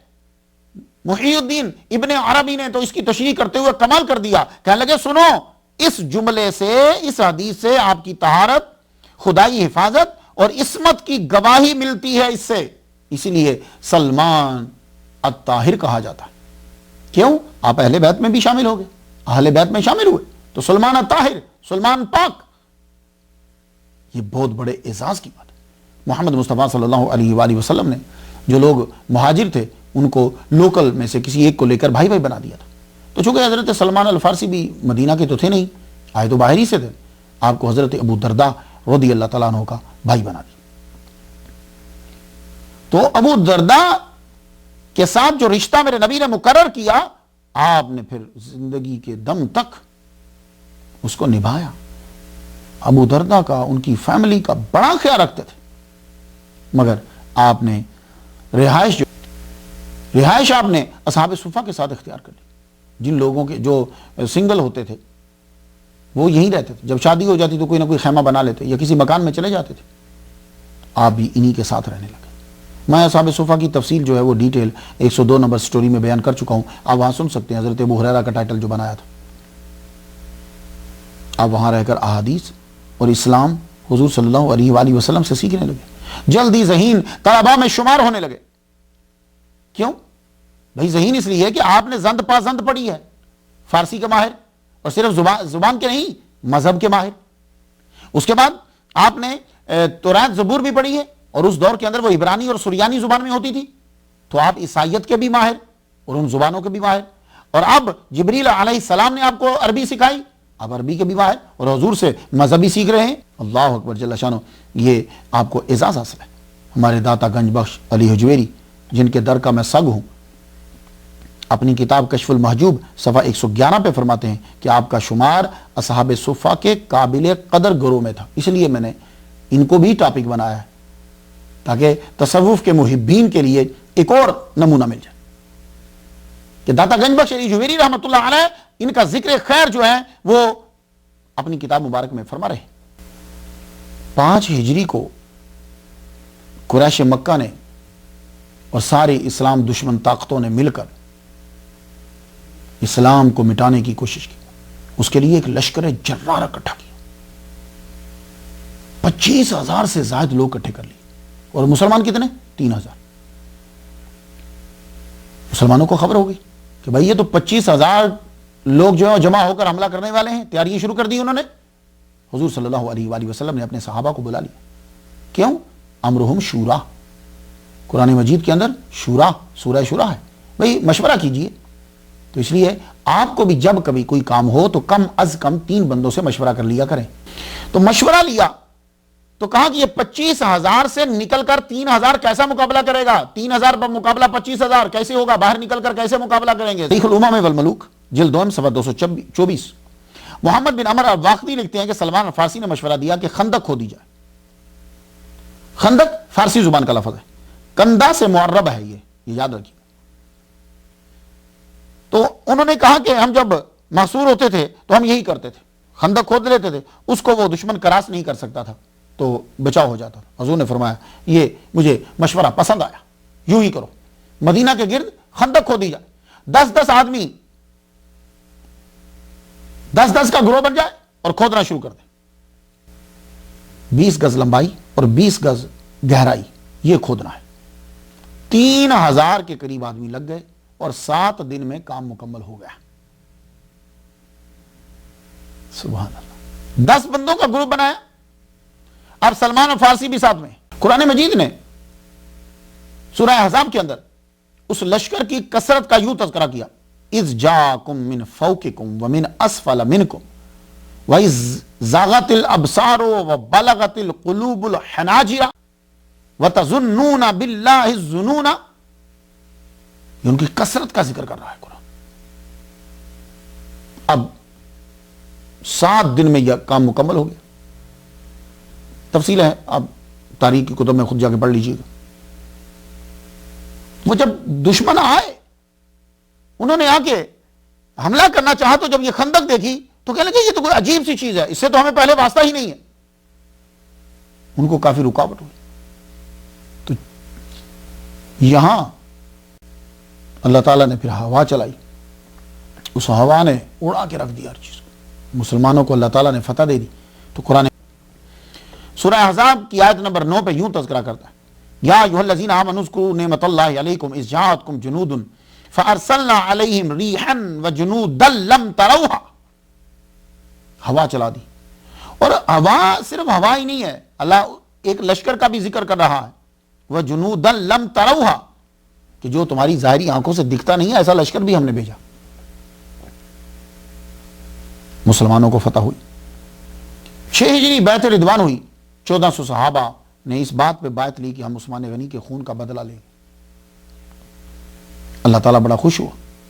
اللہ فرماتا ہے لقد رضی اللہ عن المؤمنین اذ یبایعونک تحت الشجرہ، ببول کے درخت کے نیچے جب بیعت لے رہے تھے۔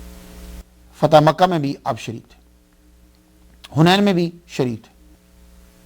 طائف کا محاصرہ ہوا، بنو ثقیف نے بڑی مضبوط قلعہ بندی کر لی، لشکر اسلامی کو کوئی راہ جو ہے وہ نظر نہیں آ رہی تھی کہ ان کے قلعہ کے اندر داخل کیسے ہو جائیں، یہ کیسے حصار ٹوٹے۔ وہاں بھی پھر حضرت سلمان المحمدی رضی اللہ تعالیٰ عنہ انہوں نے مشورہ دیا، کہنے لگے کہ منجنیق سے جو ہے، منجنیق بناؤ، اس سے حملہ کرو، وہ دیوار توڑے گی، تمہارے لیے جانا آسان ہو جائے۔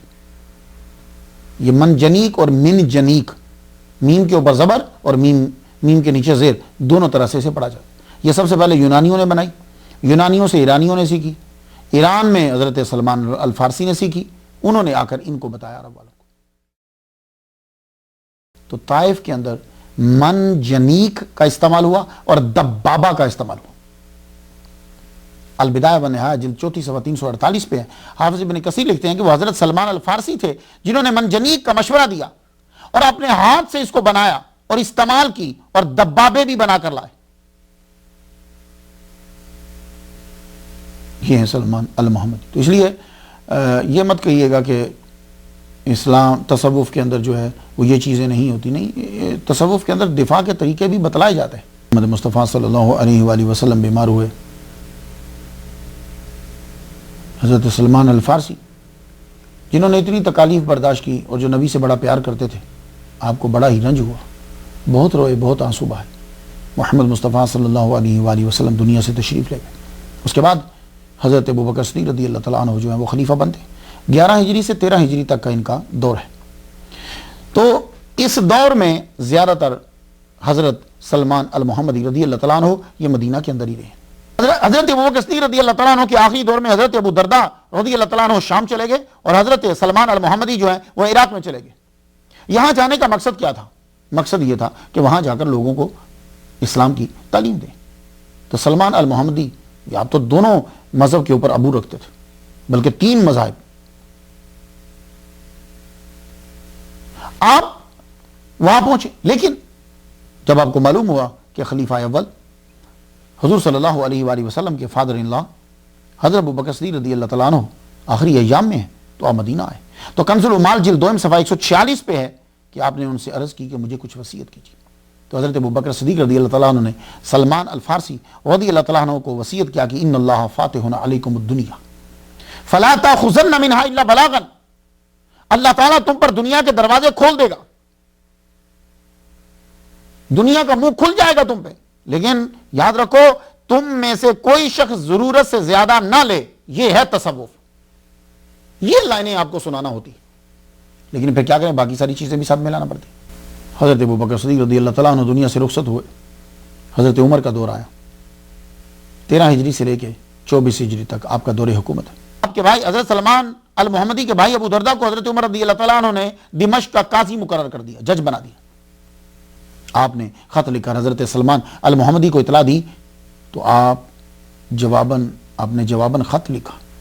یہ خط تصوف میں ایک سنگ میل ہے، آپ غور سے اس کی سطور کو سماعت کیجئے گا.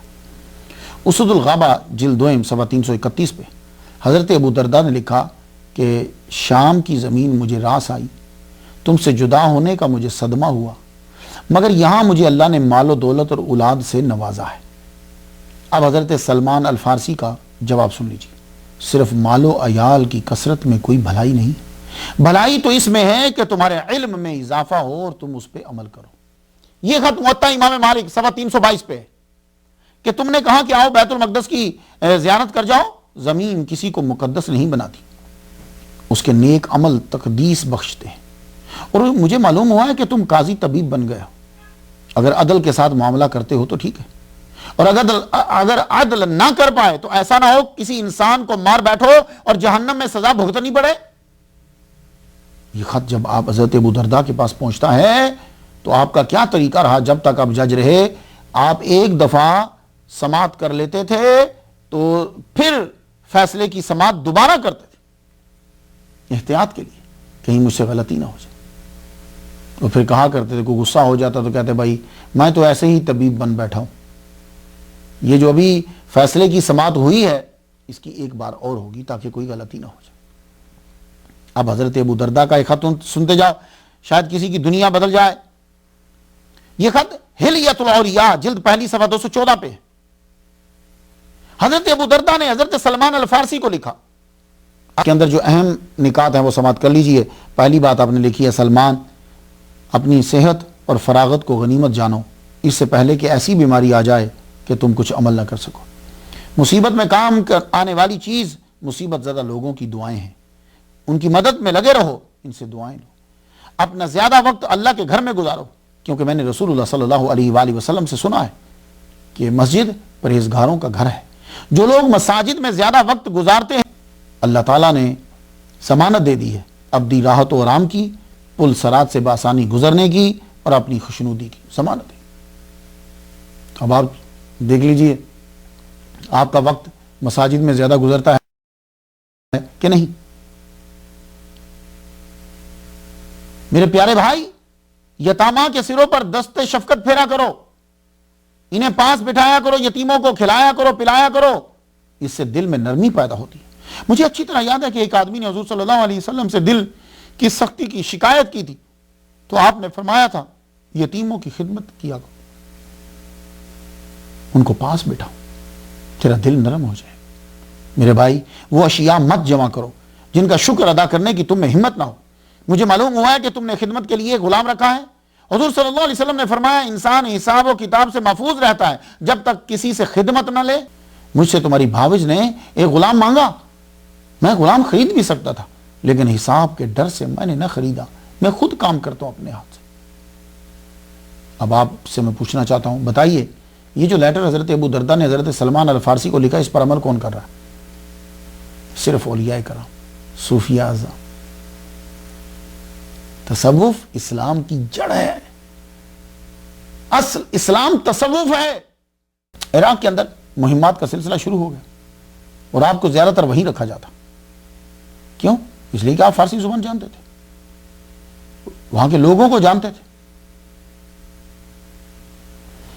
تو عراق اور شام، ایران کی مہمات میں آپ کو رکھا گیا. زورواسٹرینزم کے ماہر تھے، کرسچینٹی کے ماہر تھے، تبلیغ اور تشریح میں آسانی ہو جاتی. صحابہ کرام مدینہ سے باہر ہوتے تھے تو سال میں ایک بار ضرور آتے تھے. حج کا موسم ہوتا، اگر کوئی بہت کام نہ ہوتا تو ضرور آتے، حج کرتے، خلیفہ سے ملاقات ہوتی، نئی ہدایات لیتے، پھر واپس چلے جاتے. حضرت سلمان المحمدی جو ہیں وہ آئے. صغیر طبرانی نے نقل کیا کہ حضرت عمر کو سلمان المحمدی کے آنے کی اطلاع ہوئی تو آپ ان کو ملنے کے لیے خود آئے. جب خود آئے تو حضرت سلمان الفارسی رضی اللہ تعالیٰ عنہ نے آپ کو تکیہ پیش کیا اور ساتھ میں رسول اللہ صلی اللہ علیہ وسلم کا فرمان سنایا کہ میں نے حضور صلی اللہ علیہ وآلہ وسلم سے سنا ہے کہ جب کوئی مسلمان اپنے مسلمان بھائی کے پاس آتا ہے تو اس کی عزت کرتے ہوئے جب اسے تکیہ دیتا ہے تو اللہ تعالیٰ اس کے گناہوں کو معاف فرما دیتا ہے. لیکن مسند سلمان فارسی کے باب میں ازالت الخفا فصل 4 میں حضرت عمر رضی اللہ تعالیٰ عنہ کے لیے یہ حدیث ہے کہ جب آپ گئے تو حضرت عمر رضی اللہ تعالیٰ عنہ نے جو ہے وہ تکیہ دیا. جب تکیہ دیا تو سلمان الفارسی کہنے لگے سچ کہا رسول اللہ صلی اللہ علیہ وآلہ وسلم نے. تو حضرت عمر کہنے لگے آپ نے یہ جملہ کیوں بولا، سچ کہا رسول اللہ صلی اللہ علیہ وسلم نے؟ کہنے لگے ایک مرتبہ حضور صلی اللہ علیہ وآلہ وسلم سے میں ملنے گیا تھا، آپ تکیہ لگائے بیٹھے تھے تو مجھے تکیہ پیش کیا اور ساتھ فرمایا جو کسی مسلمان کے گھر جائے تو میزبان جو ہے وہ تکیہ پیش کرے مہمان کو، اس کی آنر اور عزت کرتے ہوئے، تو اللہ تعالیٰ میزبان کے سارے گناہ معاف فرما دیتا ہے. اللہ اکبر جل شان. یہ چیزیں ہمیں سیکھنا ہے، اس لیے ہم بیان کرتے ہیں. مارکہ بوائب 13 ہجری کو یہ مارکہ فرات کے کنارے پہ ہوا. حضرت عمر نے حضرت مسنہ کو سپہ سالار بنایا اور حضرت سلمان المحمدی کو رائد مقرر کیا. یہ رائد جو ہے یہ جنگ کے اندر اس دور میں ایک بہت بڑا عہدہ تھا. رائد کا کام کیا ہوتا تھا؟ فوجیوں کی تمام خوراک کی ذمہ داری اس کے اوپر ہوتی تھی، اور جو فوجیوں کے جانور ہوتے تھے، گھوڑے جو جنگ میں آتے ہیں، ان کی خوراک کی ذمہ داری ان کے ذمہ ہوتی تھی. اور وقت پڑنے پر رائد ہراول دستے کا سردار بھی ہوتا تھا. تو حضرت عمر رضی اللہ تعالیٰ عنہ کے دور حکومت میں رائد کا عہدہ حضرت سلمان الفارسی رضی اللہ تعالیٰ عنہ کو ملا. اور آپ کی سیاسی کامیابی کی وجہ ہی یہ تھی، آپ اسی کو عہدہ دیتے تھے جو قرآن و سنت کے بعد اس کی قابلیت رکھتا ہو، اس میں ماہر ہو. اور اس اصول پر عمل آج کا امریکہ اور یورپ کر رہا. وہ عہدہ اسی کو دیتے ہیں جو اس کا اہل ہوتا ہے. اور ہمارے ممالک کے اندر ناکامی کی وجہ یہ ہے کہ ہم عہدہ اسے دے دیتے ہیں جو اس کا اہل نہیں ہوتا. بس اس کے پاس پیسے ہوتے ہیں، پیسے کی بنا پہ دے دیا جاتا. مارکہ بوائب یہ مسلمان جو ہیں وہ جیت گئے، آپ اس میں رائد تھے. اس کے بعد جنگ قادسیہ ہوئی 14 ہجری، تاریخ الامم والملوک جلد 100 صفحہ 106 پہ ہے. یہ ایک بہت بڑا مارکہ تھا. ایرانیوں کا لشکر 1,20,000 اور مسلمانوں کا لشکر صرف 30,000. حضرت سعد بن ابی وقاص رضی اللہ تعالیٰ عنہ کو جنگ قادسیہ میں سپہ سالار بنایا، اور حضرت عمر چاہتے تھے کہ میں خود آ کر سپہ سالار بنوں کیونکہ 1,20,000 کی فوج ہے برابر میں. لیکن صحابہ کرام نے یہ کہا کہ آپ مدینہ میں رک جائیے، سعد بن ابی وقاص کو جو ہے وہ بنا دیجیے. اس جنگ میں فارس کی طاقت کو ختم کر کے رکھ دیا. اس میں سلمان الفارسی رضی اللہ تعالیٰ عنہ کو ایک اور عہدہ دیا گیا، وہ دائی. رائد کے ساتھ ساتھ آپ کو دائی بھی بنا دیا گیا بعد کی جنگوں میں. اب دائی کون سا عہدہ تھا؟ اس کا کام یہ ہوتا تھا کہ یہ جس ملک کی طرف جا رہے ہیں اس ملک کے ساتھ گفت و شنید کر کے لڑائی کو ختم کرے، لڑائی کی نوبت نہ آنے دے. اس کے لیے 3 چیزیں تھیں. یہ دائی جا کر مد مقابل انہیں کہا کرتے تھے کہ تم اسلام قبول کر لو، پہلی شرط یہ ہوتی تھی تاکہ تم ہمارے بھائی بن جاؤ، اور اسلام یہ ہے. دوسرا، تم جزیہ دو، ٹیکس دو. تو جب تم جزیہ اور ٹیکس دو گے تو تمہارے حقوق اور ہر چیز کا خیال رکھنا ہمارے ذمہ ہو جائے گا. تیسرا یہ ہے کہ اگر تم امن پسند نہیں ہو تو ٹھیک ہے، لڑنے کے لیے تیار ہو جاؤ.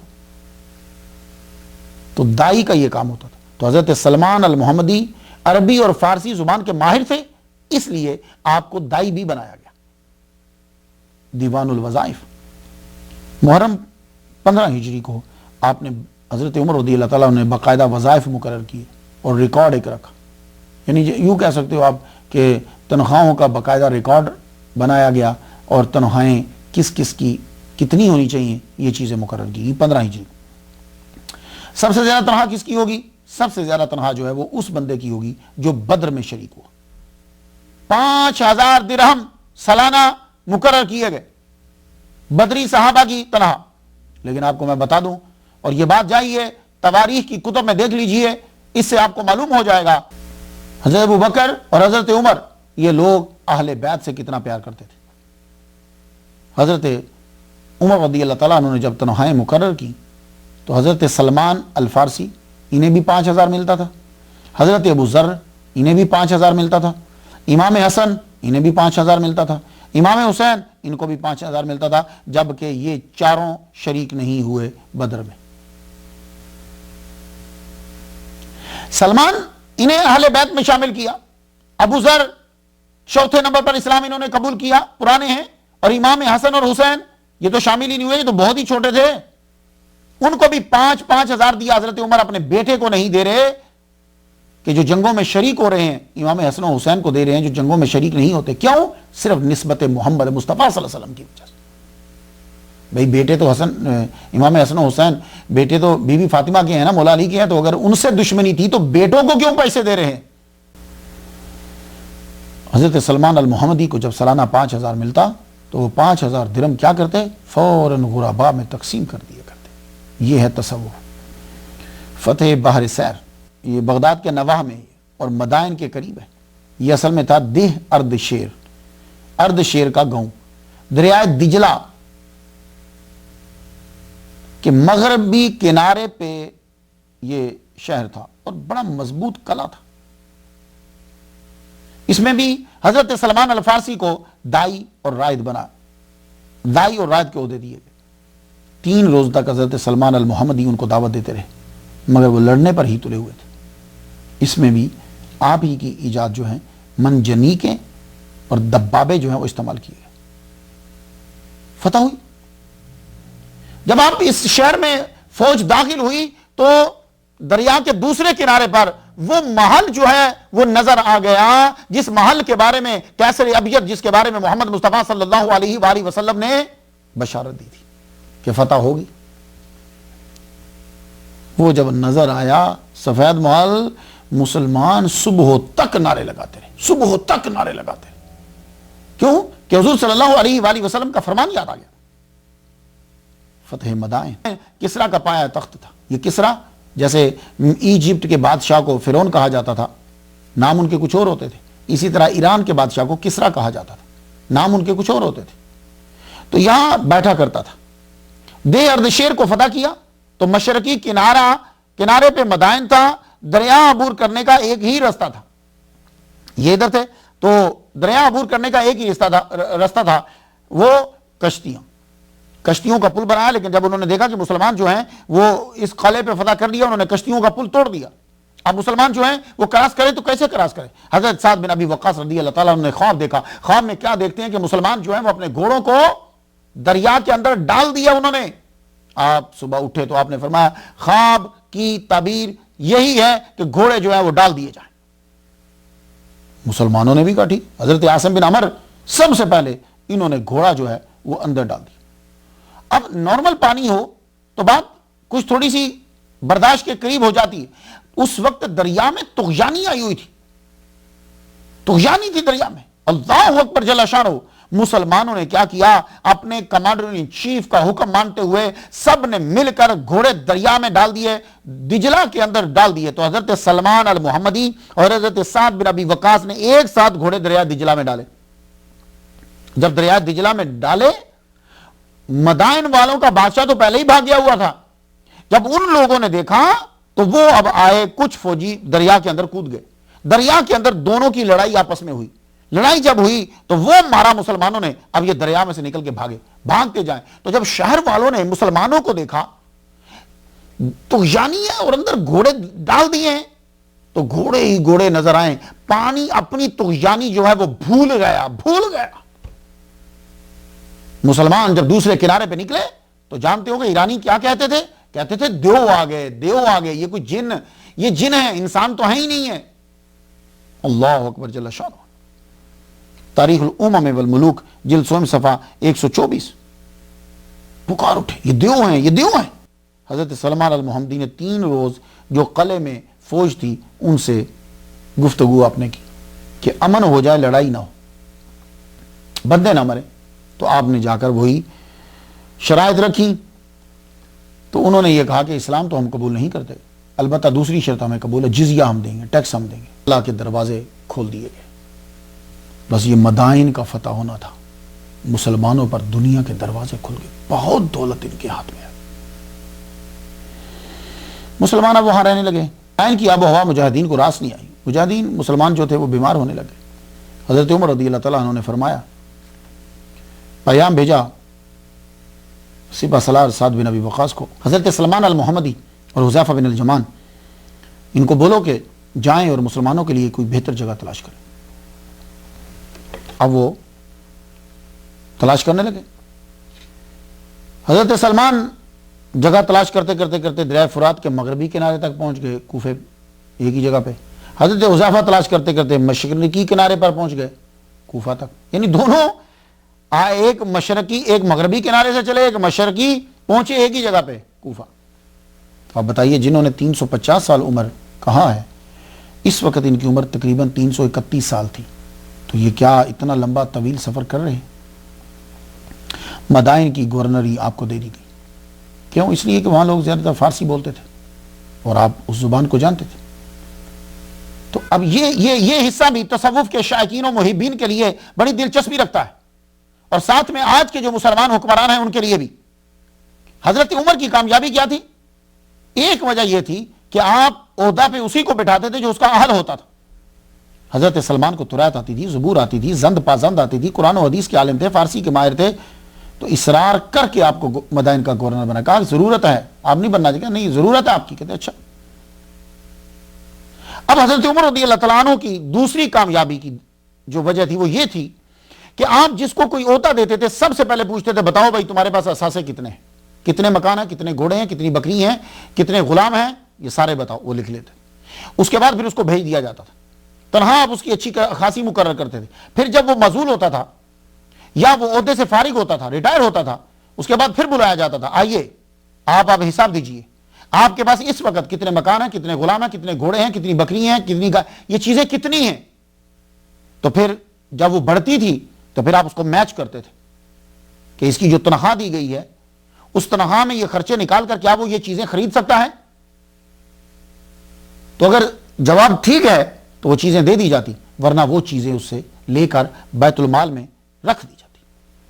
لیکن آپ کا دور گورنری جو ہے وہ بالکل الٹ ہوا۔ جب گورنر بنے تب بھی پاس کچھ نہ تھا، اور جب آپ گورنری سے ہٹے تب بھی پاس کچھ نہیں تھا، اور جو آپ کو سالانہ وظیفہ ملتا تھا وہ آپ اسی دن ہی 2-3 دن کے اندر بانٹ دیا کرتے تھے۔ سرکاری اقامت گاہ میں کبھی نہ ٹھہرے، مسجد میں ہی بستر لگا لیتے۔ اب مسجد میں عام آدمی تو سو نہیں سکتا، تو آپ امامت کروایا کرتے، نوئی تو سنت الاعتکاف مسجد میں ہی پڑے رہتے۔ اور بستر کیا تھا آپ کا؟ ایک چادر، وہی اوڑھنا، وہی بچھونا۔ اب آ جائیے تصوف والے، آ جائیے، اب ایک ہی چادر اوڑھنا اور بچھونا، وہی اوپر وہی نیچے، اور اسی چادر کو لے کر آپ خطبہ دیا کرتے تھے، جمعہ کے دن خطبہ پڑھاتے تھے۔ اور لباس کی وجہ سے ہی اجنبی لوگ آپ کو گورنر نہیں بلکہ غلام سمجھتے تھے۔ یہی وجہ ہے کہ ایک آدمی جو شام سے آیا تھا، اجنبی تھا، اس کے پاس انجیر تھی، انجیر کی گٹھری اس نے آپ کو آتے ہوئے دیکھا تو اس نے سمجھا غلام ہے، انجیر کی گٹھری اٹھوا دی، کہ لگا چلو ہمارے مقام پہ چھوڑ کر آؤ۔ فرمانے لگا ٹھیک ہے چلتے۔ وہ جو ہی آپ بازار میں سے گزرے تو ہر آدمی اٹھ کر کھڑا ہو گیا اور سلام کرنے لگ گیا۔ تو آپ اسے پوچھتے یہ سارے ان کو سلام کیوں کر رہے ہیں؟ کہنے لگے تم نہیں جانتے یہ صحابی مصطفیٰ سلمان المحمدی ہیں، گورنر ہیں یہاں کے۔ آدمی تب چونک گیا، کہنے لگا معافی مانگ لگا، حضور رکھ دیجئے، گٹھری مجھے دے دیجئے، میں اٹھا لیتا ہوں، مجھ سے غلطی ہوگی، میں نے آپ کو کہنے لگا نہیں کوئی بات نہیں، اب ہم منزل پہ پہنچا کر آئیں گے، کیوں؟ ہم نے وعدہ کیا ہے بھائی، ہم گورنر اسی لیے تو بنے ہیں کہ تمہاری خدمت کریں۔ اللہ اکبر جل شانہ۔ یہ کام کون کرتا ہے؟ صوفیہ، اولیاء۔ یہ تصوف میں ملے گا، ولیوں کی دشمنی کرنے والوں کو یہ کام کرتے ہوئے نہیں دیکھا۔ وہ تو جب بھی کبھی حاکم بنے ہیں تو انہوں نے لوگوں سے خدمت کروائی ہے، تو آپ مدائن میں رہتے ہوئے قرآن پڑھاتے، حدیث لوگوں کو سکھاتے، نبی کے فرامین یاد کرواتے، مجاہدانہ سرگرمیاں کم ہوئیں تو تدریس شروع کر دی۔ حضرت معاذ بن جبل کہا کرتے تھے علم سیکھنا ہے تو سلمان الفارسی کے پاس جاؤ۔ حضرت عمر رضی اللہ تعالیٰ عنہ کی آخری دور ہے، آپ کا من چاہا کہ نبی کی سنت پر بھی عمل کر لوں، میں شادی کر لوں۔ عرب میں پیغامات پہنچائے لیکن عرب والوں نے کسی وجہ سے انکار کر دیا ہوگا۔ آپ کی شادی جو ہے پھر مدائن میں ہوئی۔ آپ کا جب نکاح ہو گیا، آپ گئے تو سامان دیکھا، فرمایا یہ کیسا سامان ہے؟ کہنے لگے یہ جہیز ہے۔ فرمانے لگے میرے خلیل، میرے دوست، میرے نبی نے ان چیزوں کو ناپسند کیا ہے، مجھے یہ سامان نہیں چاہیے، سامان واپس کر دیا۔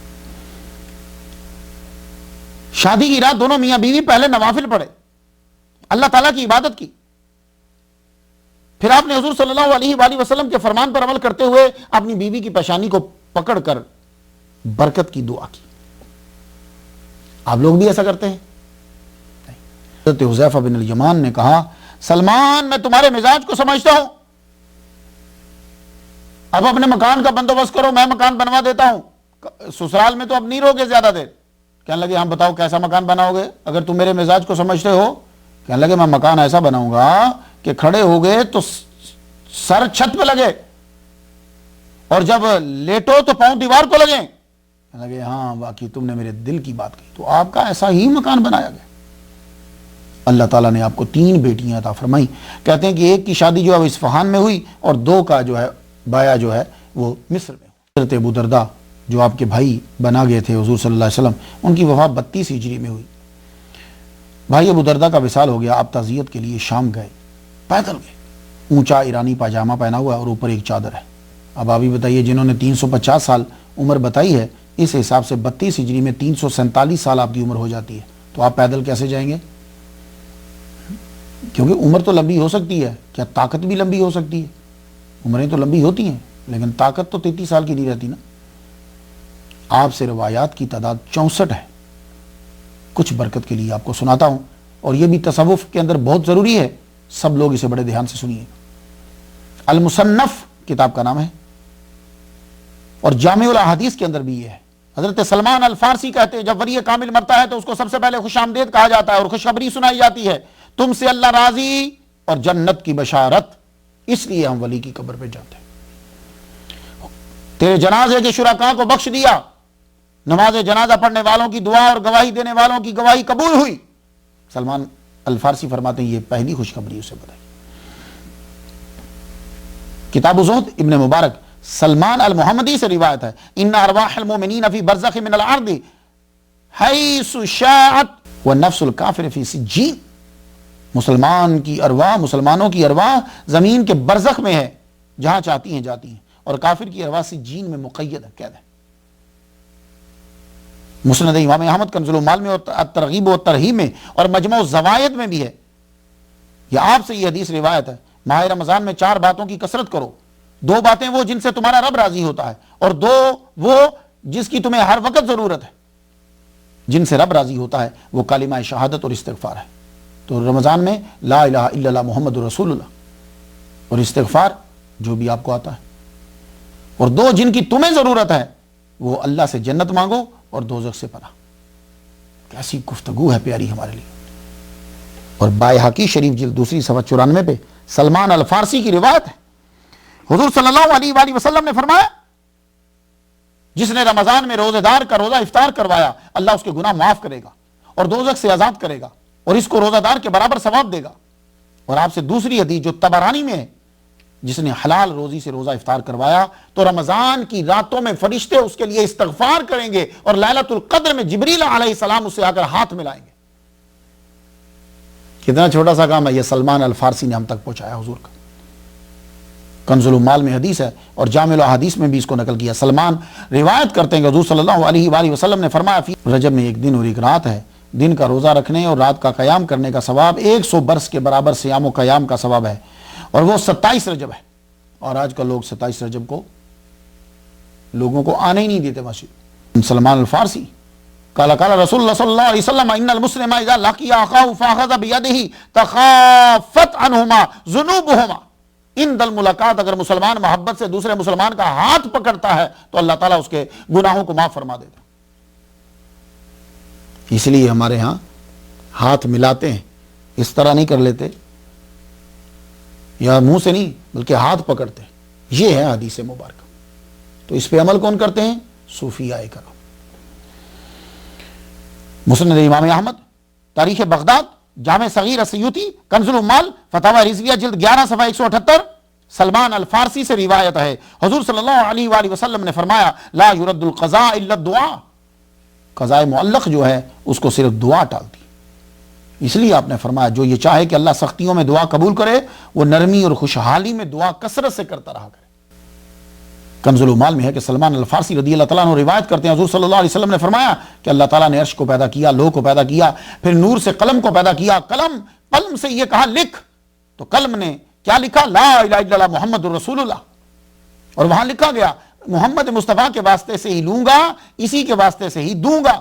آج کل تو لوگ واسطہ بھی چھوڑ گئے، اور محمد کی امت تمام امم سے افضل ہے، اور محمد کی امت میں سب سے افضل ابو بکر صدیق رضی اللہ تعالیٰ عنہ. بائحقی شریف، معجم الصغیر، طبرانی اور کنز العمال اور مجمع الزوائد سلمان الفارسی روایت کرتے ہیں، حضور صلی اللہ علیہ وسلم نے فرمایا من مات فی احد الحرمین استوجب شفاعتی وکان یوم القیامت من الآمنین. جو مکہ میں یا مدینہ میں کسی ایک میں مر گیا میری شفاعت واجب ہو،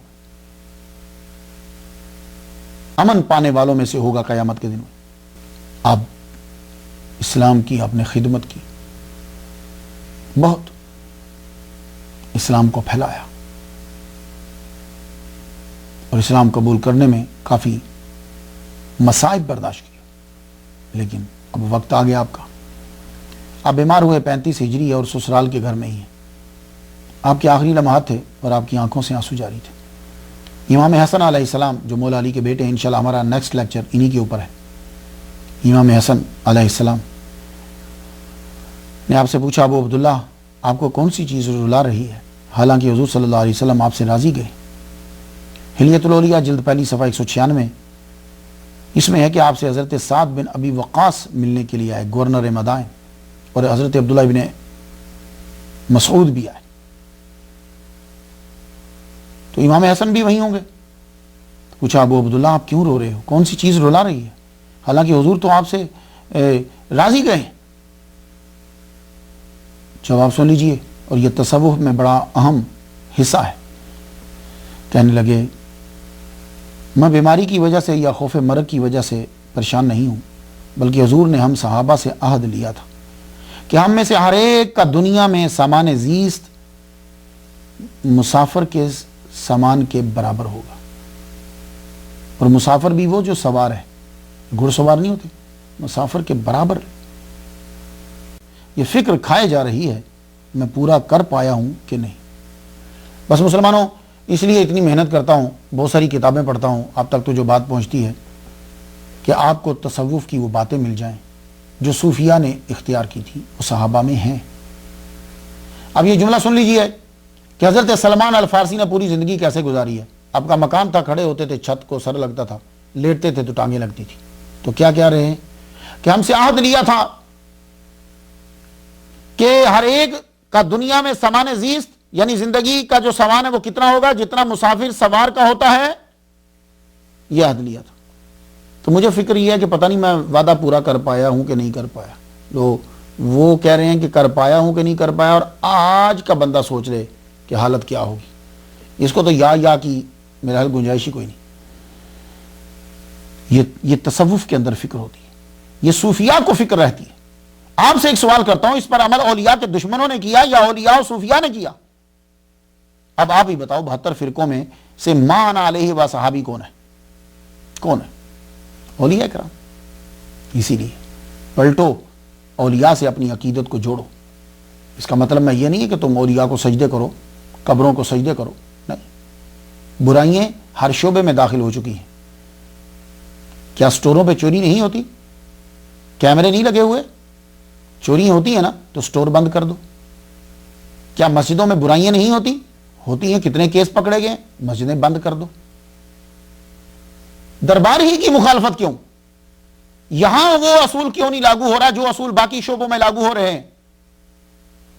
بچے نافرمان نہیں ہیں؟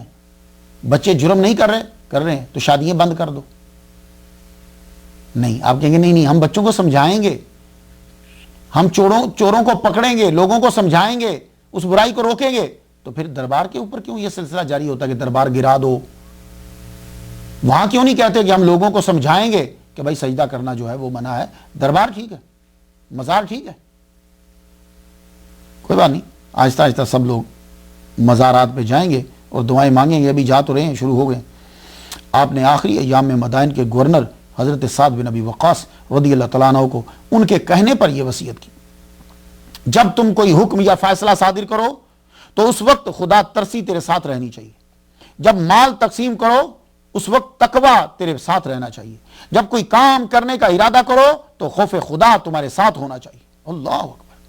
طبقات ابن سعد نے یہ بھی نقل کیا کہ آپ کے پاس تیمارداری کو آئے ہوئے لوگوں سے کہا، تمہاری جب موت آئے تو کوشش کرو کہ تم سفر کر رہے ہو حج کا یا عمرہ کا، یا قرآن و حدیث کا علم حاصل کر رہے ہو.